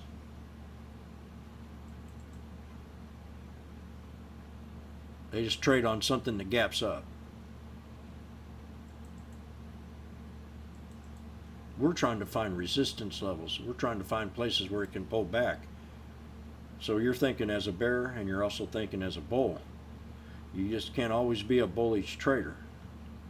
So right now I'm finding a real strong support level in this area right in here. I'm going to color that in just in case we have some drama and we have a big 2,000 or 3,000 point sell-off day, or or somebody shoots a bomb off somewhere. I got always think of that. And here's another area right in here I want to chalk in. Right here where we had the base of these candles. I kind of wonder, should I hit that higher one or should I hit the lower note? So basically, I'm going to fill this in with the second support area.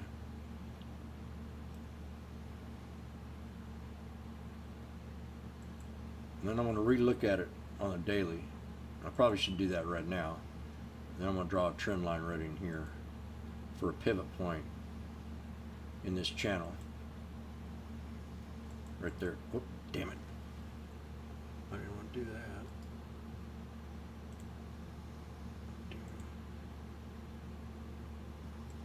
There we go. And then we got another support level right in here. So we're thinking ahead, just like I was teaching the room last week about how to look at candlesticks and predict what's the next move. Now we're kind of thinking back, okay, now we're going to look for patterns and places of consolidation for the next move.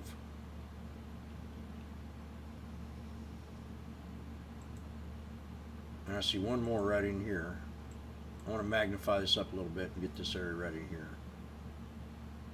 I'm going to drop it down just a notch and get this second candle, this candle right in here for a support resistance line or support line.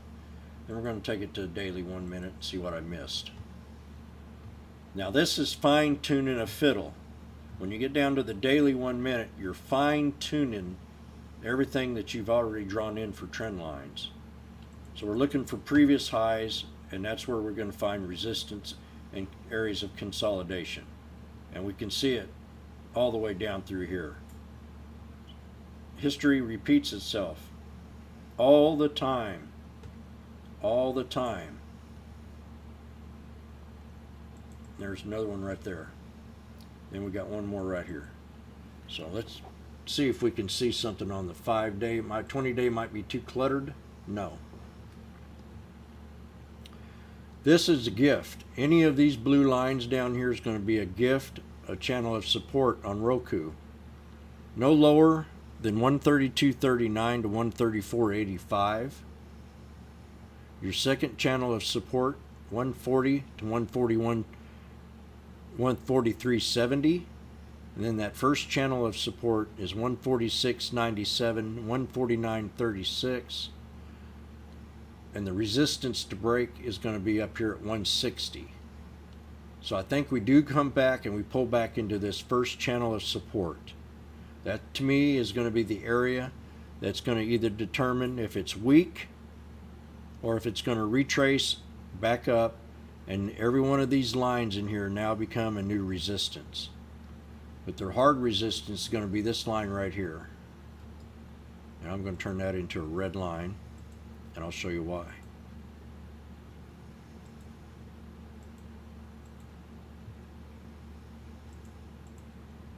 The reason why I'm calling this area hard resistance to break is because we've had these candle patterns bases right here, and we've had that wick right in here.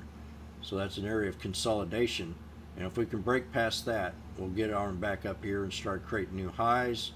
We're at a pivotal area right now to where I think it can pull back into this first support channel pre-market and then bounce on up and fill the mode. but we got to break this resistance level of 154.21. I hope that makes sense to you. Anything below this channel right here, you need to just be patient and wait for the confirmation of reversal. A lot of times, if it gets down in this area, you'll have a hard time breaking this resistance, but you can always get in the trade at 139, 140, and run it on up to the 149. So you still have opportunities. Resistance is going to be hard to break at 160. I think it needs to come back, but who knows? We could still be really bullish on it and try to break that 160 area. And that's Roku.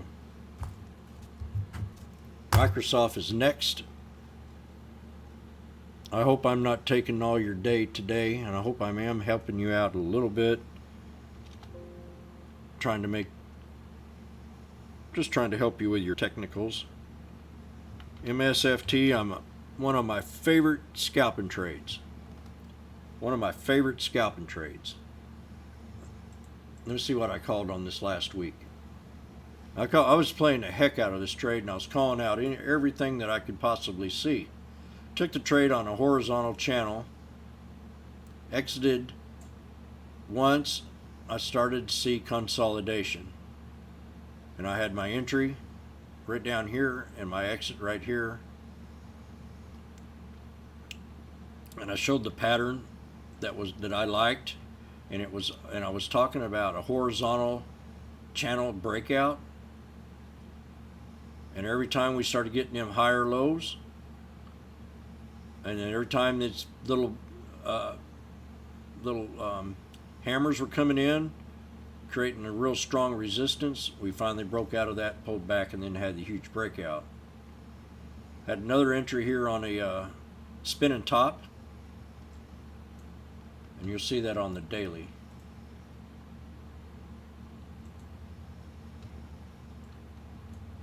Well, I got it so dang clustered up you can't see it.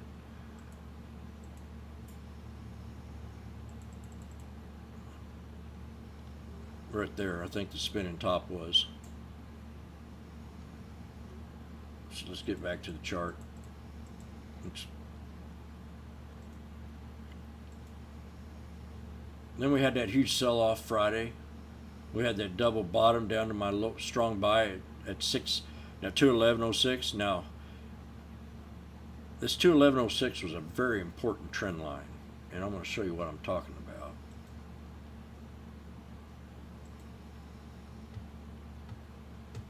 This was where we had that channel that I talked about earlier. That channel of resistance was at 211.06. Now I charted this up back in here. Okay? I charted this up back in here. And that was a real strong area for support. Well, look what happened. We had a big sell-off on it Thursday. We had to bounce up. We had the big sell-off pre-market Friday.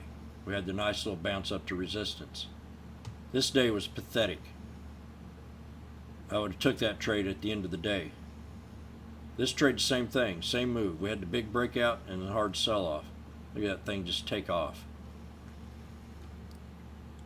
So we had another descending pattern that I showed up here, and look what happened. We had the sell-off, and we had another bounce back up. So this is a trade that you take time, you let it develop its trend, and then you look for the reversal. You don't jump in it at open and watch a breakout go up and then watch it tank on you. Microsoft is very fast and powerful, and it called this stock out at 140. I said this thing was way undervalued compared to everything else that ran at the time. I said, I don't understand why Microsoft's not running. I mean, this is the number one we should be looking at for a cocooning play. And finally, it's had its nice break, and people are really realizing that. And there's another one out there that had a late response, and that's Walmart. I'm wondering in my head, why in the heck is Walmart not running? It's the only cocooning play out there that's actually feeding people. And I just couldn't understand that. And then finally, we've had the breakout on Walmart. And there's a couple catalysts for that too. And we're going to talk about Walmart. So let's go ahead and clear this up. Let me see if I can just go ahead and call out the trade on. I gotta clean. We got clean house. I can't see shit. Okay, we got a trend line right here. We got a pivot point on this 20-day chart. You see what I mean by pivot point? We had the high breakout here, couldn't do it, pulled back, and then we found a little bit of support level right here, and we pulled back to that support level. So on a 10-day, that's a pivot point, but I want to look at a 20-day. We got a little out of line there. There's you another one. And there's you another little trend line right in here. Places of consolidation. Looking for little areas of a resistance and maybe a support area. Right here is another one. Right here is another one. Right here is another one. I can chart a stock. I've done over 1 million charts, so I can run through these pretty fast because my eyes are so focused on looking for places of consolidation.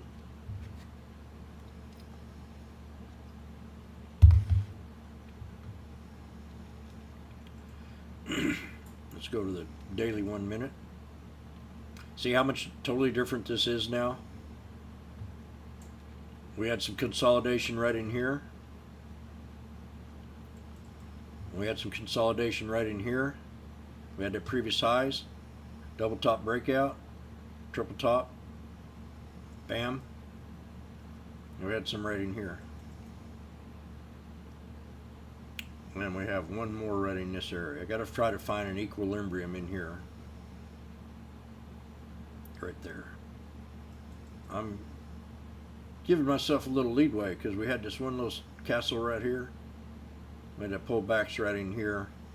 So everything touches. Everything's clean. There we go. Then one more right down in here. Now pull back support. Real strong right in here at the 212 area. Where we had these pullbacks. You know, look at that. One. We had the top, we had the bottom, we had the consolidated ascending right here, wedge. We had a pull back, pull back, pull back, pull back. Said, no, I don't want to go no lower. I want to break out above resistance. We had a pull back, same support line. Strong support line right there. Strong. Strong. I'm going to make 3-line red line on that one. That's going to be your strong support. Strong buy at 212.92. Pull back to 212.92 on a knife is going to be a strong buy. Run it back up to resistance level. That resistance channel is going to be right in here where we couldn't break it. Couldn't break it. Finally said, okay, I'll break it. But I'm only going to break it for a short period of time. And then I'm going to come back. Failed the triple top. And it fell right back into that strong 213 support level. So the second support channel is going to be right in here. And then that first line of support channel is going to be right in here. Let's color these in now. We have a different way of charting. Pivot point area right in here. Second support channel right in here. And that first one right here.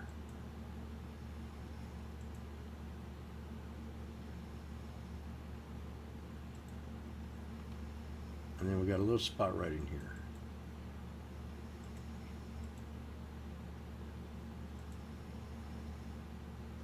Bam.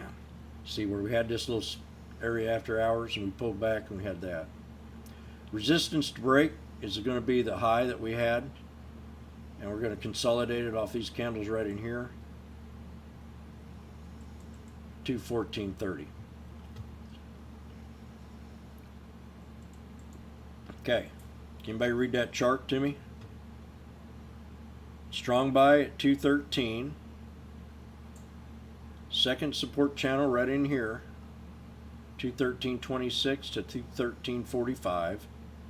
Then that first support channel right in here at 213.68 to 213.84. Resistance to break. These are just going to be little support levels it's going to pull back to maybe.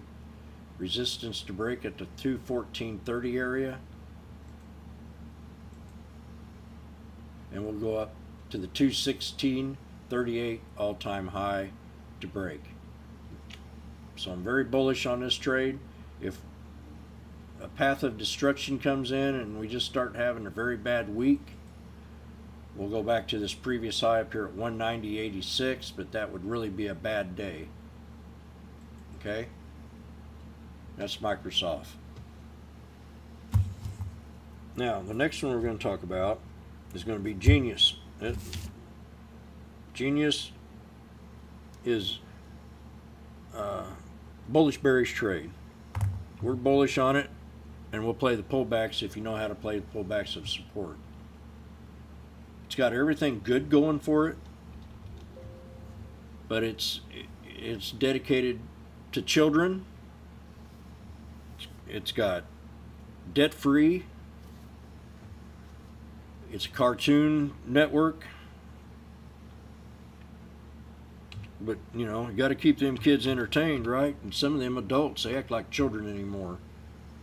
Turn down monuments and shit like that, stuff like that. So we're going to go ahead and let me see what we got here. 20-day. I'm just going to leave it like it is.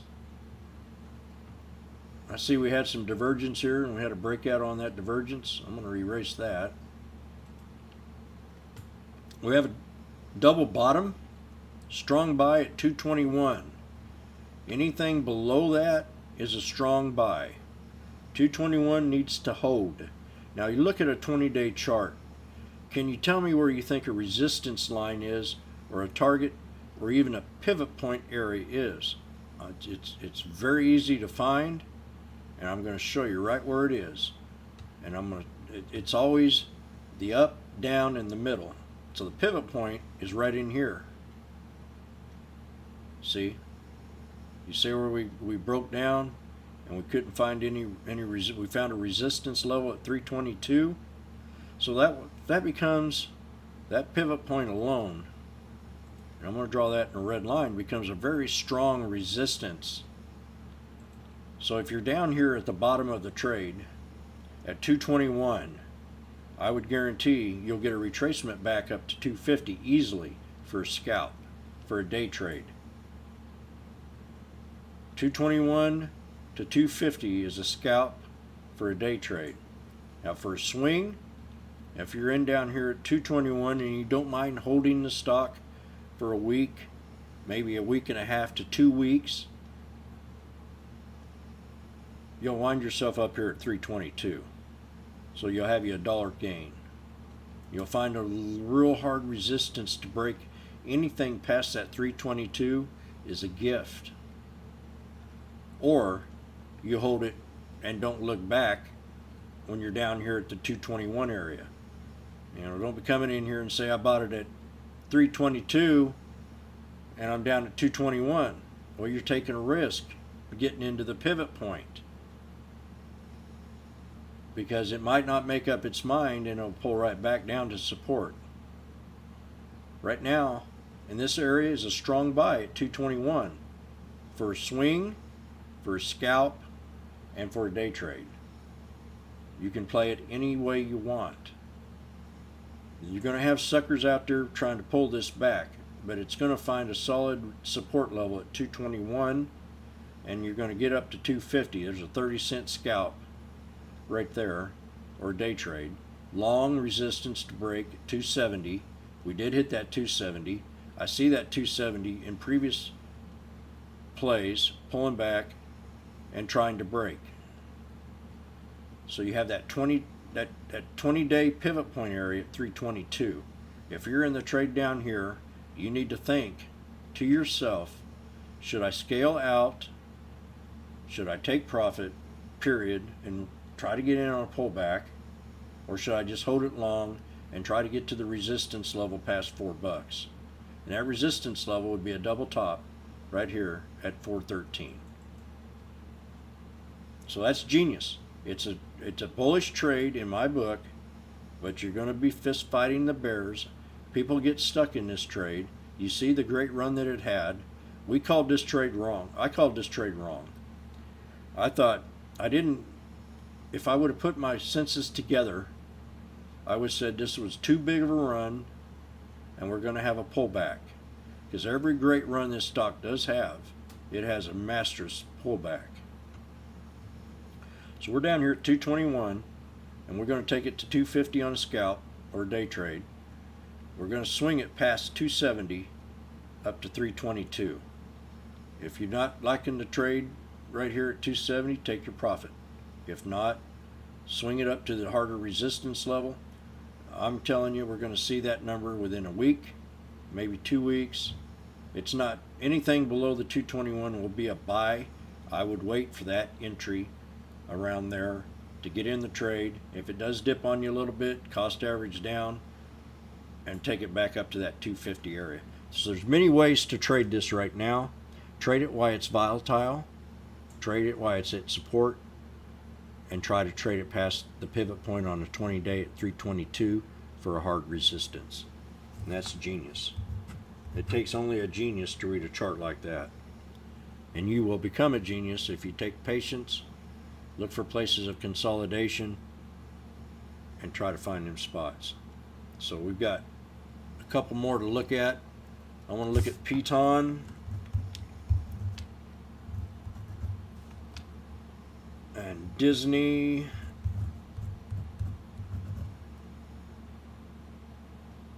I got Netflix on here already.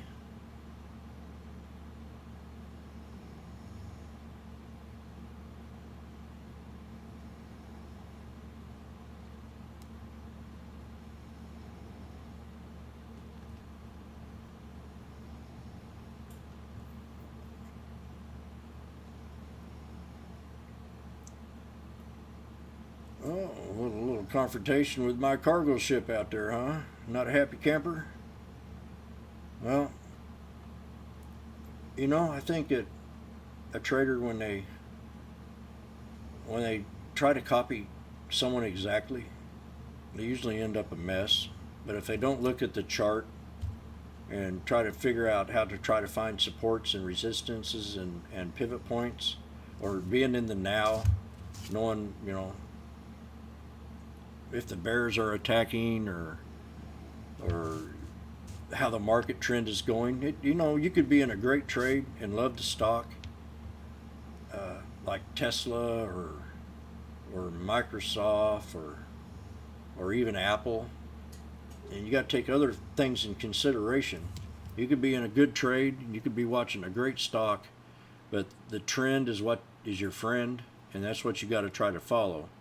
Then you got to try to look for indicators that bring you to a certain level on a chart. It's either chart patterns, candlestick patterns, fundamentals, the news, knowing when to get out, knowing when to cut your losses fast and retrade. You still might be in a great trade. The stock might be a great stock. It just ain't the day for it to run. Now, I've been in many trades.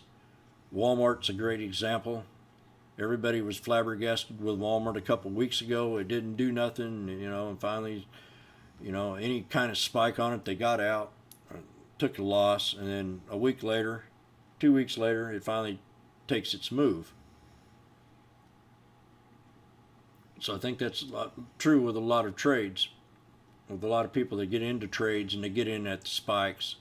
Have a little bit more patience before you get into a trade and try to feel the trend and which way you think it's going to go. You can get stuck. I get stuck in trades all the time because I got stuck in Disney Friday. I thought I bought it at a support level and I got in pretty big, and the stock kept going down and I kept buying more, and then finally when I felt like I was even, it went, and I knew I'm 100% bullish on Disney because they're reopening the parks Monday, and I sold the trade, and then after hours it goes up, and I'd probably be up a couple $100 on it right now. But I was down, and I finally, when I got to a break-even point, I said I'm going to get out and retest it Monday, and make a new trade. And that's the way I can handle it, and that's the way I do things. But if I just got out of that trade a little bit too soon, I got a little impatient because I watched it all day long, but in the know and being in the now, I knew it was going to get ready to bounce and start hitting new levels. So let's look at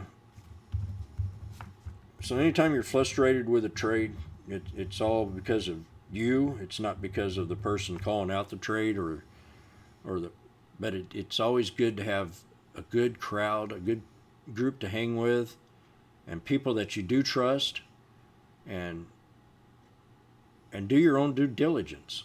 Just don't go into a trade blindly. Realize when someone's calling out a trade, why are they calling it out? Why is it breaking? Is the news worthy for it to keep going? You know, I'm telling you, Genius is a good stock, and it's just going to have that little bumpy ride where the bears want to try to pull it back, but we found a support here at 221, and we'll just run it the way it runs. Workhorse is next. Workhorse is in the EV car business.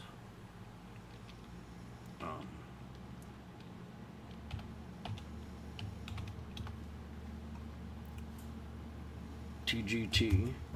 We're going to have to probably call it short here pretty soon, so we're going to do Workhorse, Disney, Peloton, Walmart, and TGT. Workhorse is another one that's had a nice little pullback. You know, it's in the NKL kind of deal, NKLA deal, where they're not really making any money yet, but they're getting momentum. So Workhorse is a trade that I think, and I'm going to clear this up, that's a bullish bearish trade. Right now we pulled back to that 200 on the 20-day, but let's look at the 1 hour, the daily. Yeah, just look at this, from 132 all the way up to 2290. We got to find an equilibrium. We've had the descending pattern. We have a spinning top right here. This is kind of iffy, this candle right here. Kind of iffy. Found some support level right here at 1449, 1450. Found another one right here and another one right here. Okay, those are your three low support areas. We got another one on Workhorse right here.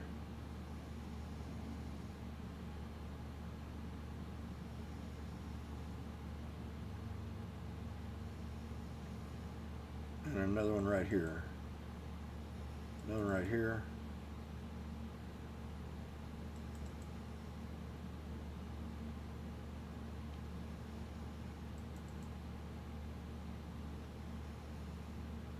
And another one right here. I'm looking for little places on these bodies of these candles. Okay, and I've charted it up on the yearly daily. So I'm done with that task.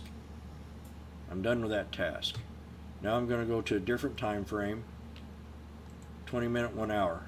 Now look how everything just more or less lines up beautifully. But I see something right in here. I'm going to get this little area right in here. And I'm seeing some consolidation right in here. We had an ascending triangle right here.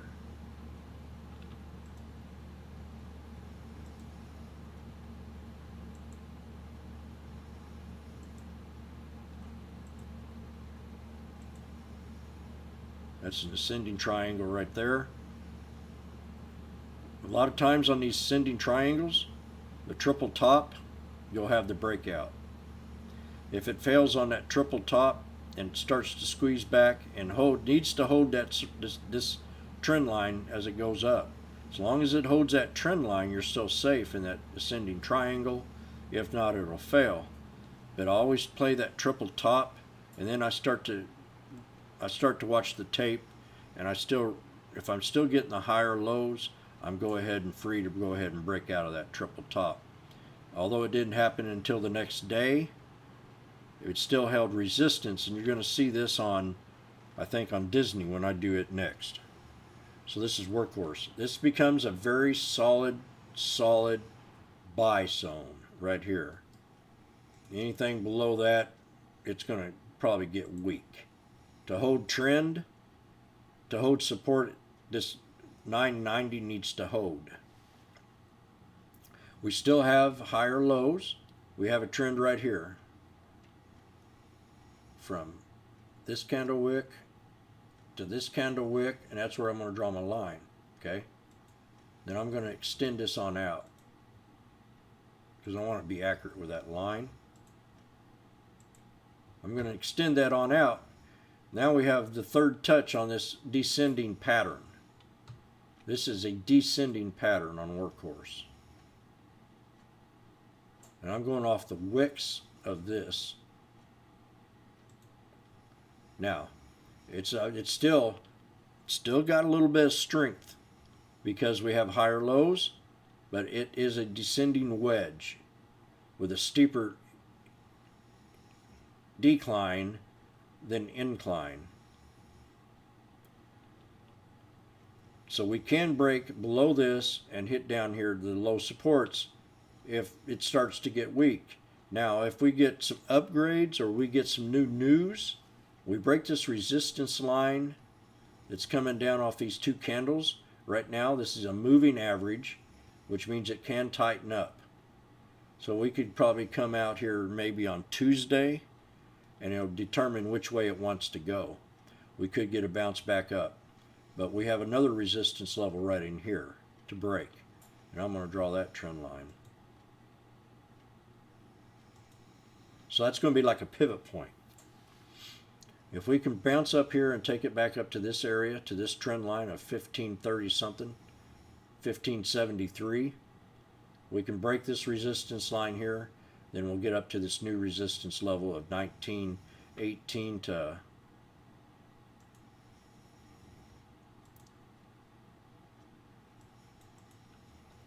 right there. So this is how we're going to look at the chart. Anything below this, it's a disaster. In this channel, it's a strong buy. Your low support is going to be 1140 to 1216. The second support channel is going to be right here to 1350 to 1449. That's what's got to hold. And resistance to break is going to be this next channel of 1580. And if we can break past this 1580 up to the 17, we'll make new highs. But we're getting ready to squeeze. I think it's going to squeeze down one more time. But now look, this is something that I didn't see. This is something that I didn't see. 1, 2, triple bottom. So this wedge could be turning around off a triple bottom bounce back up to the new resistance level of 1758. That's a $3 bounce. Anything beyond that is going to be a hard resistance. Your next channel is going to be right under 20 bucks. So we're batting 50-50 on this trade right now with the higher lows on a triple bottom, which is telling me maybe we were ready for a reversal next week. Another thing that tells me we could be in a reversal next week is the 5-day trade. 1, 2, 3, 4, 5 days down. So we're in that 5-day sequence to where we could start consolidating and moving back up. That's Workhorse. But remember, I put this not in the league of Tesla. I don't put it in the league of NIO. Why? Because they're not bringing any money in yet. They do have contracts and things like that, but they gotta build that. They gotta get them built. They gotta get them assembled. That's the only thing. And Tesla's years away from any chip maker, any car maker. I mean, they're just years away. So we're going to go straight into Disney.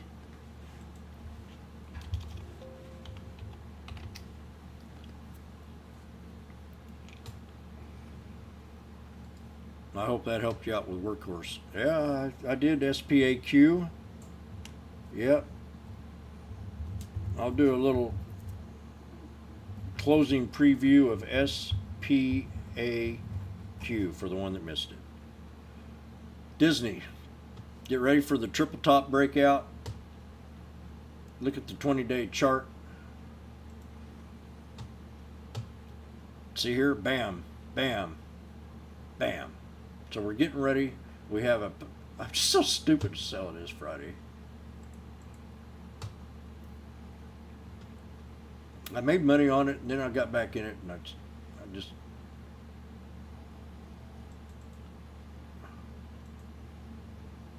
I seen something right here on this. I'm bullish on Disney. Come on, you idiot. You get shook up on Disney.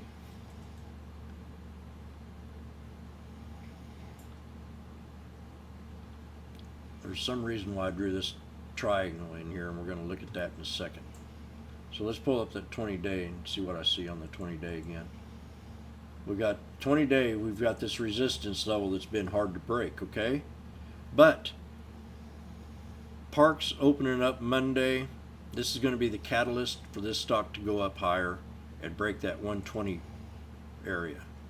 So we've got two resistances that we got to get to. If we can break past the 121.86, we'll bring it up to new resistance levels. Any pullback on this is going to be a gift. It's going to be a gift. And that low support is going to be this 117.15 area. Why I say that? Because of the consolidation that we had on this triangle, or on this, I don't know what you want to call it. I think I started calling it a blowhorn pattern, and then it turned out to be the bottom of that blowhorn, and it turned out to be like a resistance level at that 117.15 area. So that's going to be your solid support level to get in the trade if it does pull back to that area. And that's going to be right in here at 117.15. So write that down on paper on Disney. Strong buy at 117.50. They got a support level at 117.84, which is going to be your second support. I'm going to put that in red. I'm always looking for the pullback supports for the people that haven't got into the trade that might have an opportunity to get in on the pullback. And that first support level is going to be right here.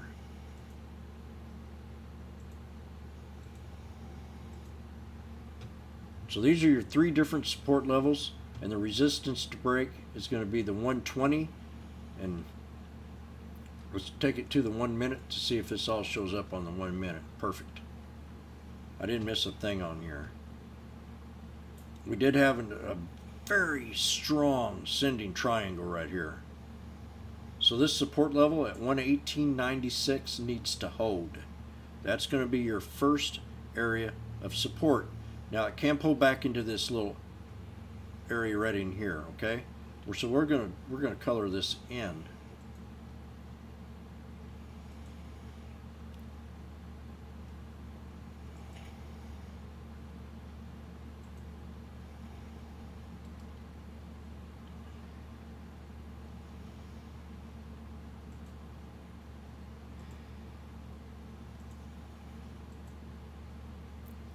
This area right in here is going to be your support area between 118.76 and 118.96 for a strong buy.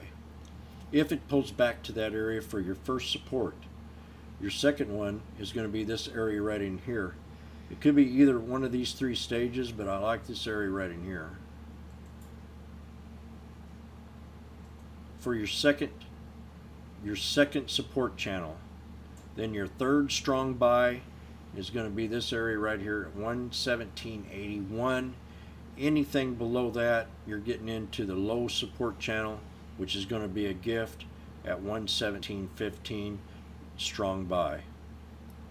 First support 118.76 to 118.96. Second 118.10 to 118.33, with a strong channel of support right down here at 117.82. And if it does dip to 117.15, I'd be getting in the trade and start scalping these resistance levels, which worse supports that now become resistance on the pullback. We got to break this 119.65, and if we do that on Disney,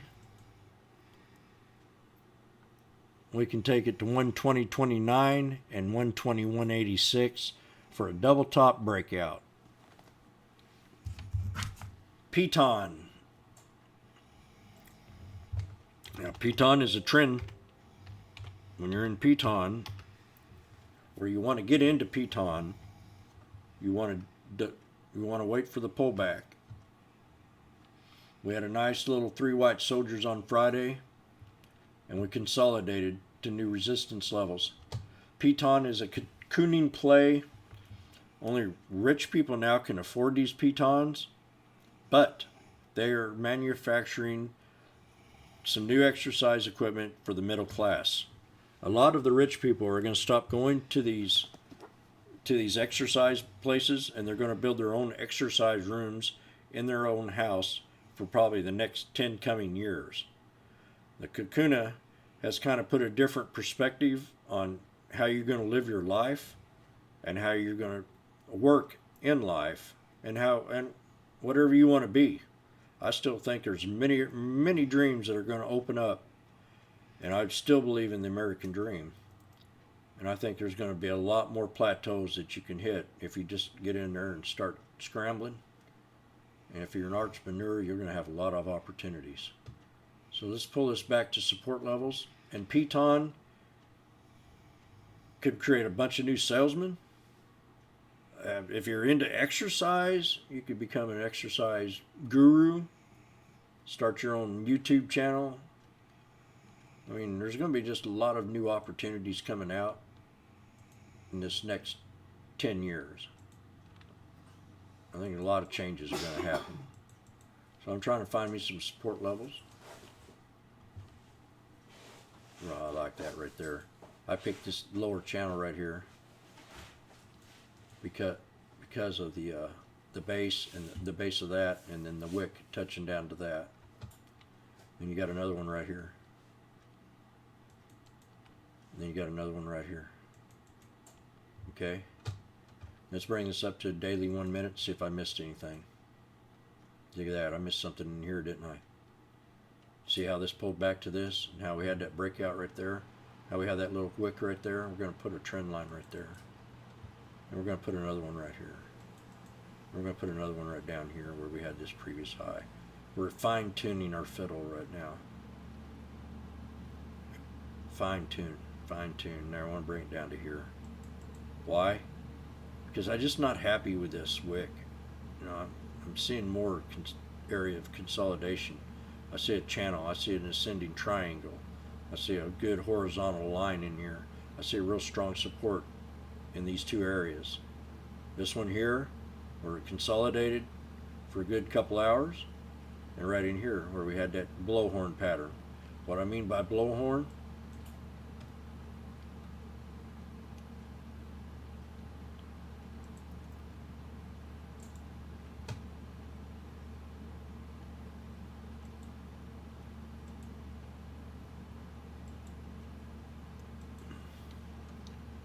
blowhorn patterns are very strong to me.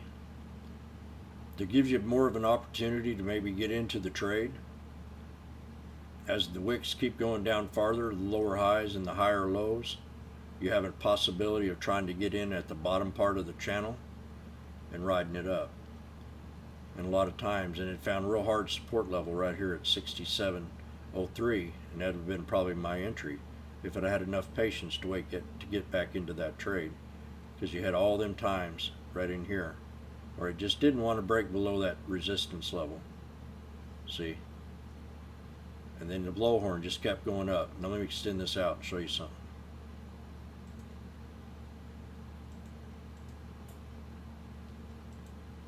Look at that. See that?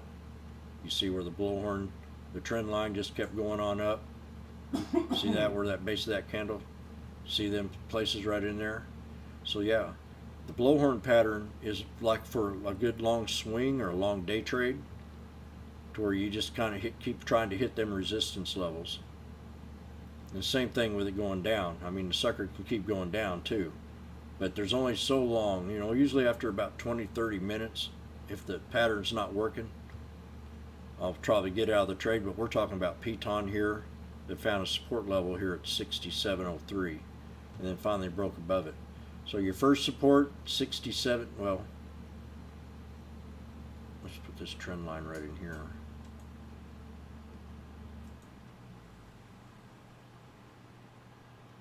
Bam, right there. First support channel, first really support 6792. Second one's going to be right down here at 6747. Then that first one at 6703 with a resistance to break up here at 6859. And that is Peloton. I'm bullish on Peloton, but we have that 6703 for a very strong support on a pullback. Anything below it could be a gift, okay? Maybe, you know, anything in this channel right in here. But we'd like to see it hold that 6703, and then maybe these here can start becoming new resistance levels. And you can take the trade that away knowing that this top channel is going to be a hard resistance to break. I got a target of $75 on this stock, and I think it can go a lot higher in the next, during the cocooning. We still got 6 months for this thing to keep going up. Then I'm going to do the last two. Yeah, you missed. Yeah, we're going to do SPAQ here shortly. It'll be the third one that I do. But right now, let's look at the TGT target. And then I got 3, and I'm out of here. It's starting to thin out. People are getting tired. Got a support level right here at 118.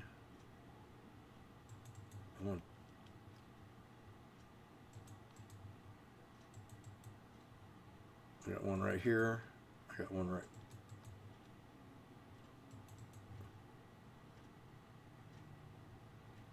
there. Right there.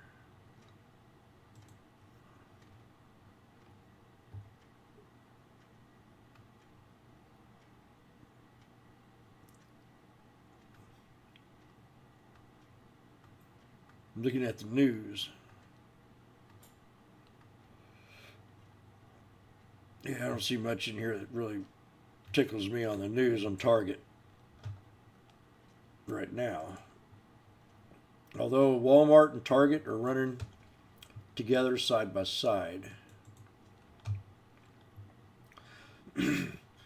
Sport channel right in here needs to hold to 118.30 to 118.56.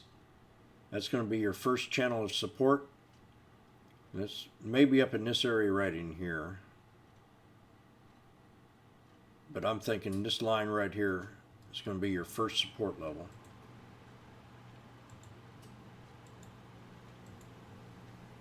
$118.56. Your second channel of support is going to be here at 118.30 with your strong buy right down here at 117.82 to 118.14. And that's not much of a spread, but that's going to be your strong buy with a resistance to break at 118.96. Let's pull up the early chart. We got ways to go. Oh, look at this little pattern right here. This is nice. We're getting ready to squeeze. We're getting ready to squeeze.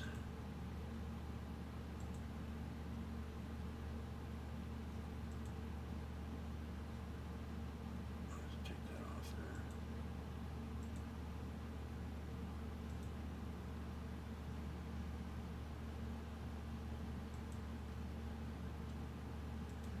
Yeah.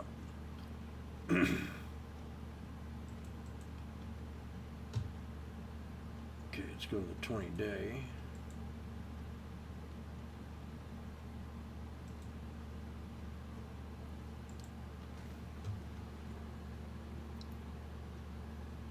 Strong buy right down there at 117.30.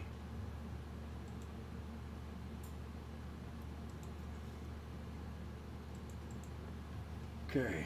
We're on the way up to breakout of resistance level, and that resistance is going to be right here at 119.19. If not, it'll pull back to support level. Let me do one more resistance line in here. A realistic one here, right about. I like that right there. 119.55 up to the 120. 120 is a solid number. I like it.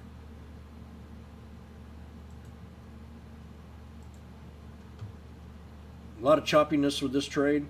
So what you got to do is wait for that red day to come. If it pulls back, just look for the reversal.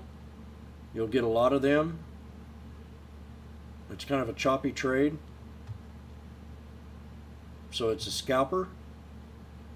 I'd wait for the pullback. On a red day, I'd let it drop and then try to look for the reversal. So by doing that, I'm thinking we're going to look at the 20-day again and look at the 200. It's up here at 118.94. Let's look at the daily 1 minute, see where the 200 is. Okay, this is where I think it can go to. On the daily 1 minute, if we hit this 200-day moving average, you can get a retracement up to bounce it up to resistance levels. If not, your low support here at 118.56. It's got to hold. It's kind of like a pivot point, or it can pull back to the 118.14 area with a strong buy down here at 118.61 with a resistance to break at 119 up to the newer highs of 119.18 with a long of 120, and past that's going to be a hard resistance, and that's going to be target. Choppy trade, wait for the trend, it can be your friend. And then Walmart, and then we're going to do SPAQ last. I appreciate everybody sticking around. This really drains my energy levels out. I think I'm going to drink about a couple beers after I'm done with this, and I got a whole chicken I want to cook in my Instapot, so I'm going to be doing that. And what was the next one? Walmart. These are all good tickers. Every one of these tickers we've mentioned today are all cocooning plays. Every one of them. Except Tesla. Tesla, Workhorse, and SPAQ are the only three in here that are not cocooning plays, but they are EV plays. Everything else is a cocooning play. And what I mean by that, they're Corona plays. They're and we don't want to leave Apple out in this agenda.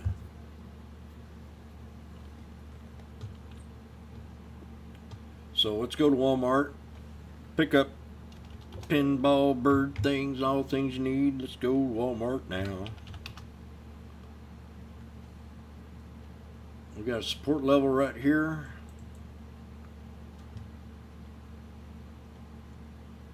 Well, I appreciate it too. It fine tunes me, makes me a better trader every time, and then it creates a good watch list. This watch list that we created today is one that you want to keep on your top tiers. That includes you, Tony, if you got your ears on. You want to add every one of these tickers I mentioned today, put it in your top watch list.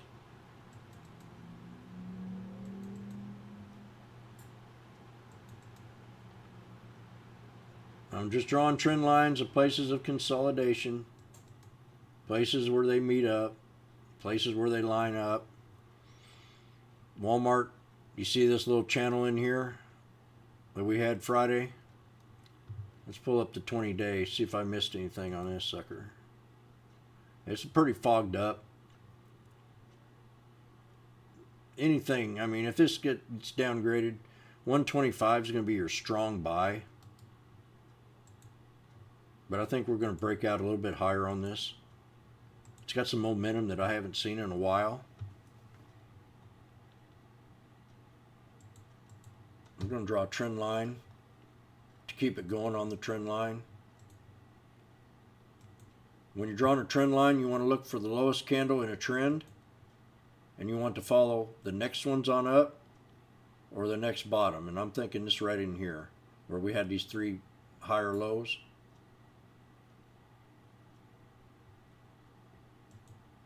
Right there. We're going to extend this on out. That's going to become a new trend line for us to follow if it decides to pull back. See how we've pulled back to it before and we bounced up. To keep the trend going, we want to keep this going for 5 days, okay? We want to keep this going for 5 days. We have a solid support right here.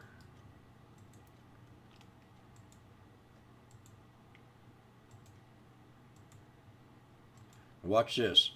You see what I mean? The solid support right here off these two candles. Now watch. Watch. What hits the trend line? That's a double confirmation that that's a solid support. That's a double confirmation that that resistance high that we had right here can pull back and bounce right back up to resistance levels and break this top. If I got into the trade here at 120, let me magnify this up. What I'm saying, mind over matter. Now if I got in this trade at 129 and I ran this all the way back up to this 130 level, 130.74, and I couldn't break this previous high that we had on this base of this candle, which is right here at 130.87,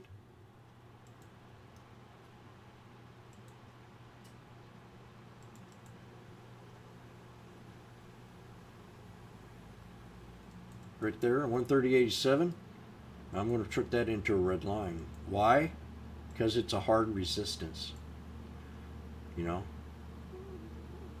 we are looking at an hour chart. 1, 2, 3, 4, 5 hours. It couldn't break that. So that becomes a hard resistance.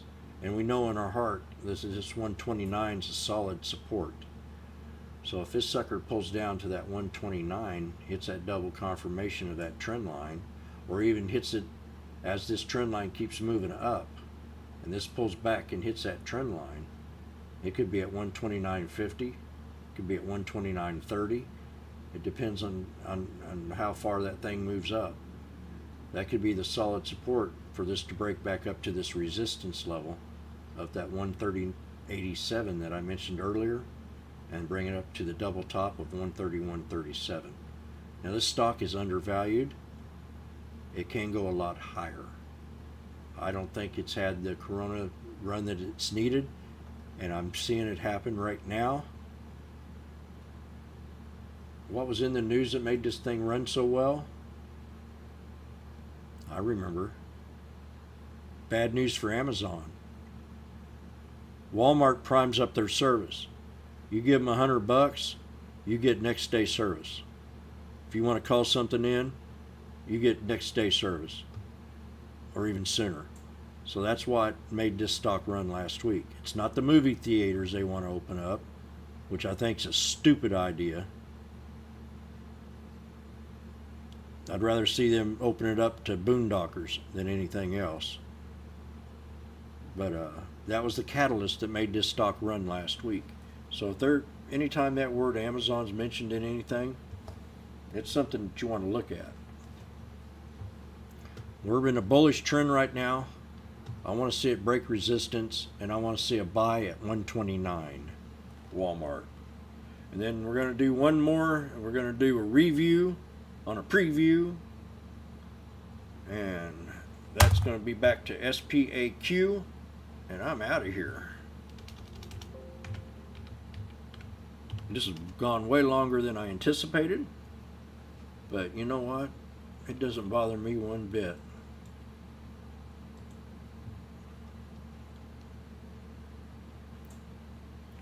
Okay, SPAQ is going to be a speculative trade with good news that can have a run higher than the resistance levels at now, or it can pull back and create an equilibrium for a dead cat bounce.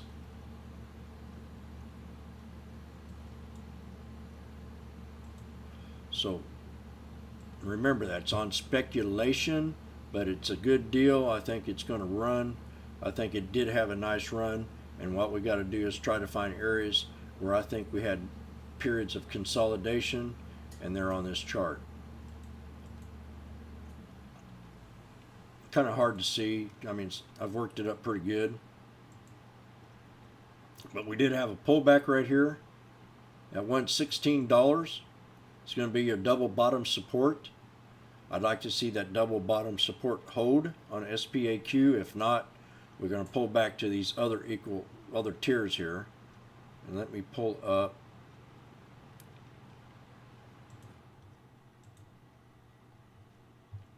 the equilibrium on the resistance level that we had on the breakout Friday was right around 716.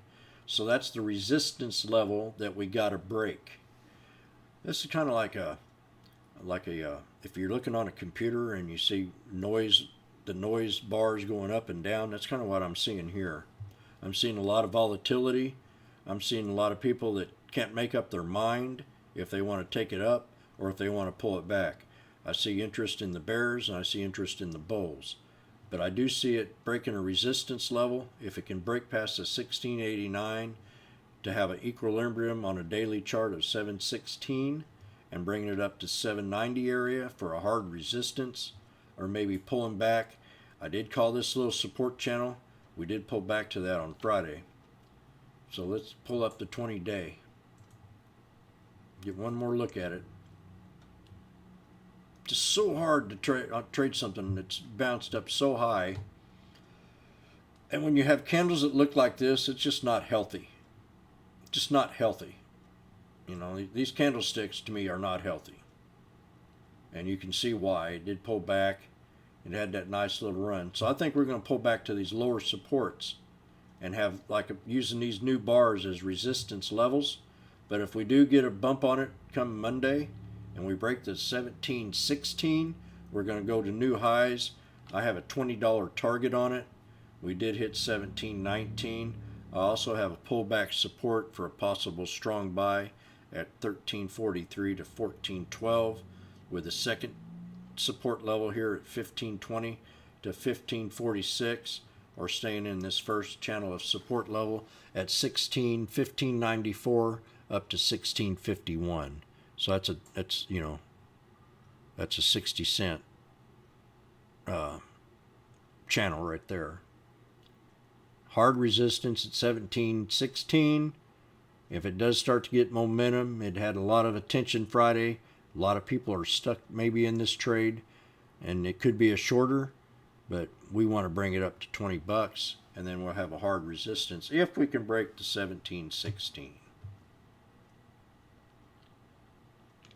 Walmart had a deal with Shop, probably did. Sammy. I don't remember that. I know the big catalyst was the Amazon news, and if they got shop news, there's another good catalyst for it. You could see Walmart back to 140. This could be a possible good long trade for the rest of the year. We got Christmas coming.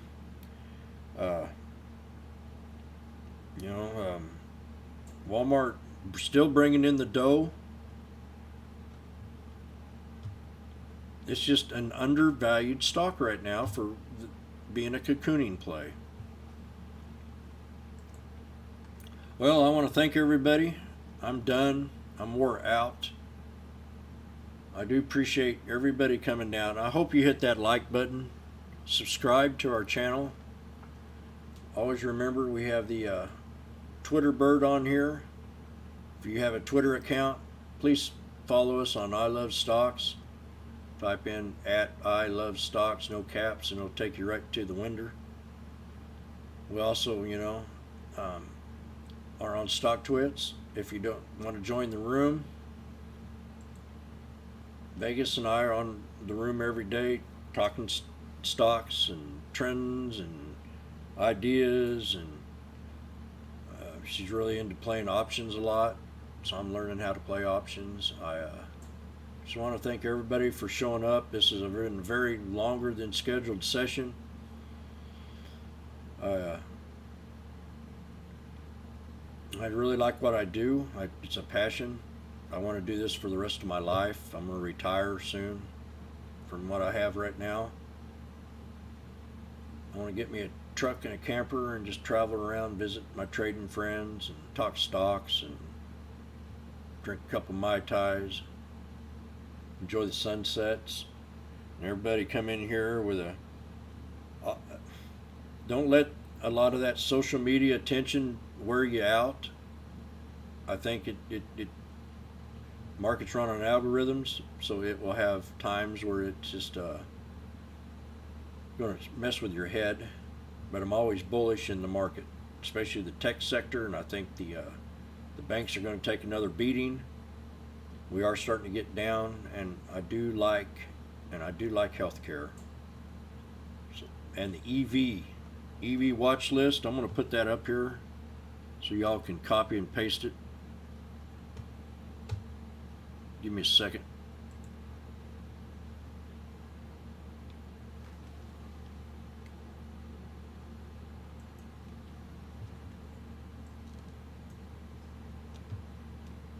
I might go ahead and see if I can put the script down here below, but this is my EV watch list.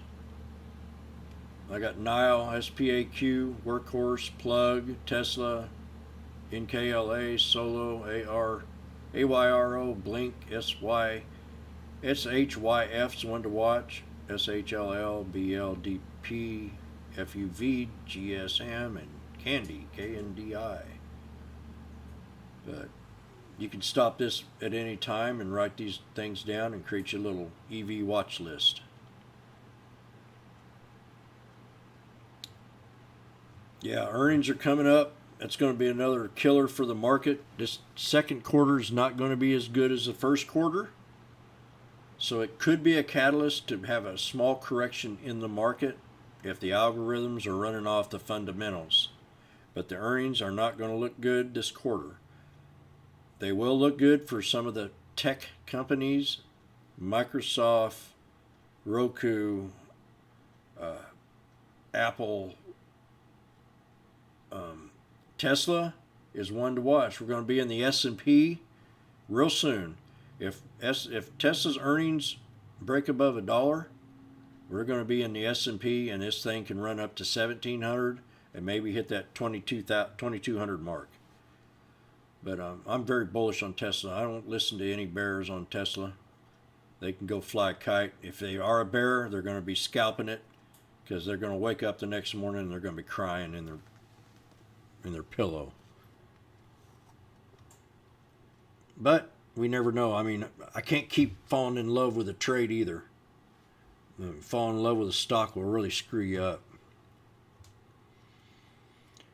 So I'm going to go ahead and cut this up. Like I said, second quarter earnings are not going to be that good. It could be a catalyst to bring us down just a little bit. But we're in a bullish market right now. And I do appreciate it. Adios, amigos, and thank you very much. I love stocks.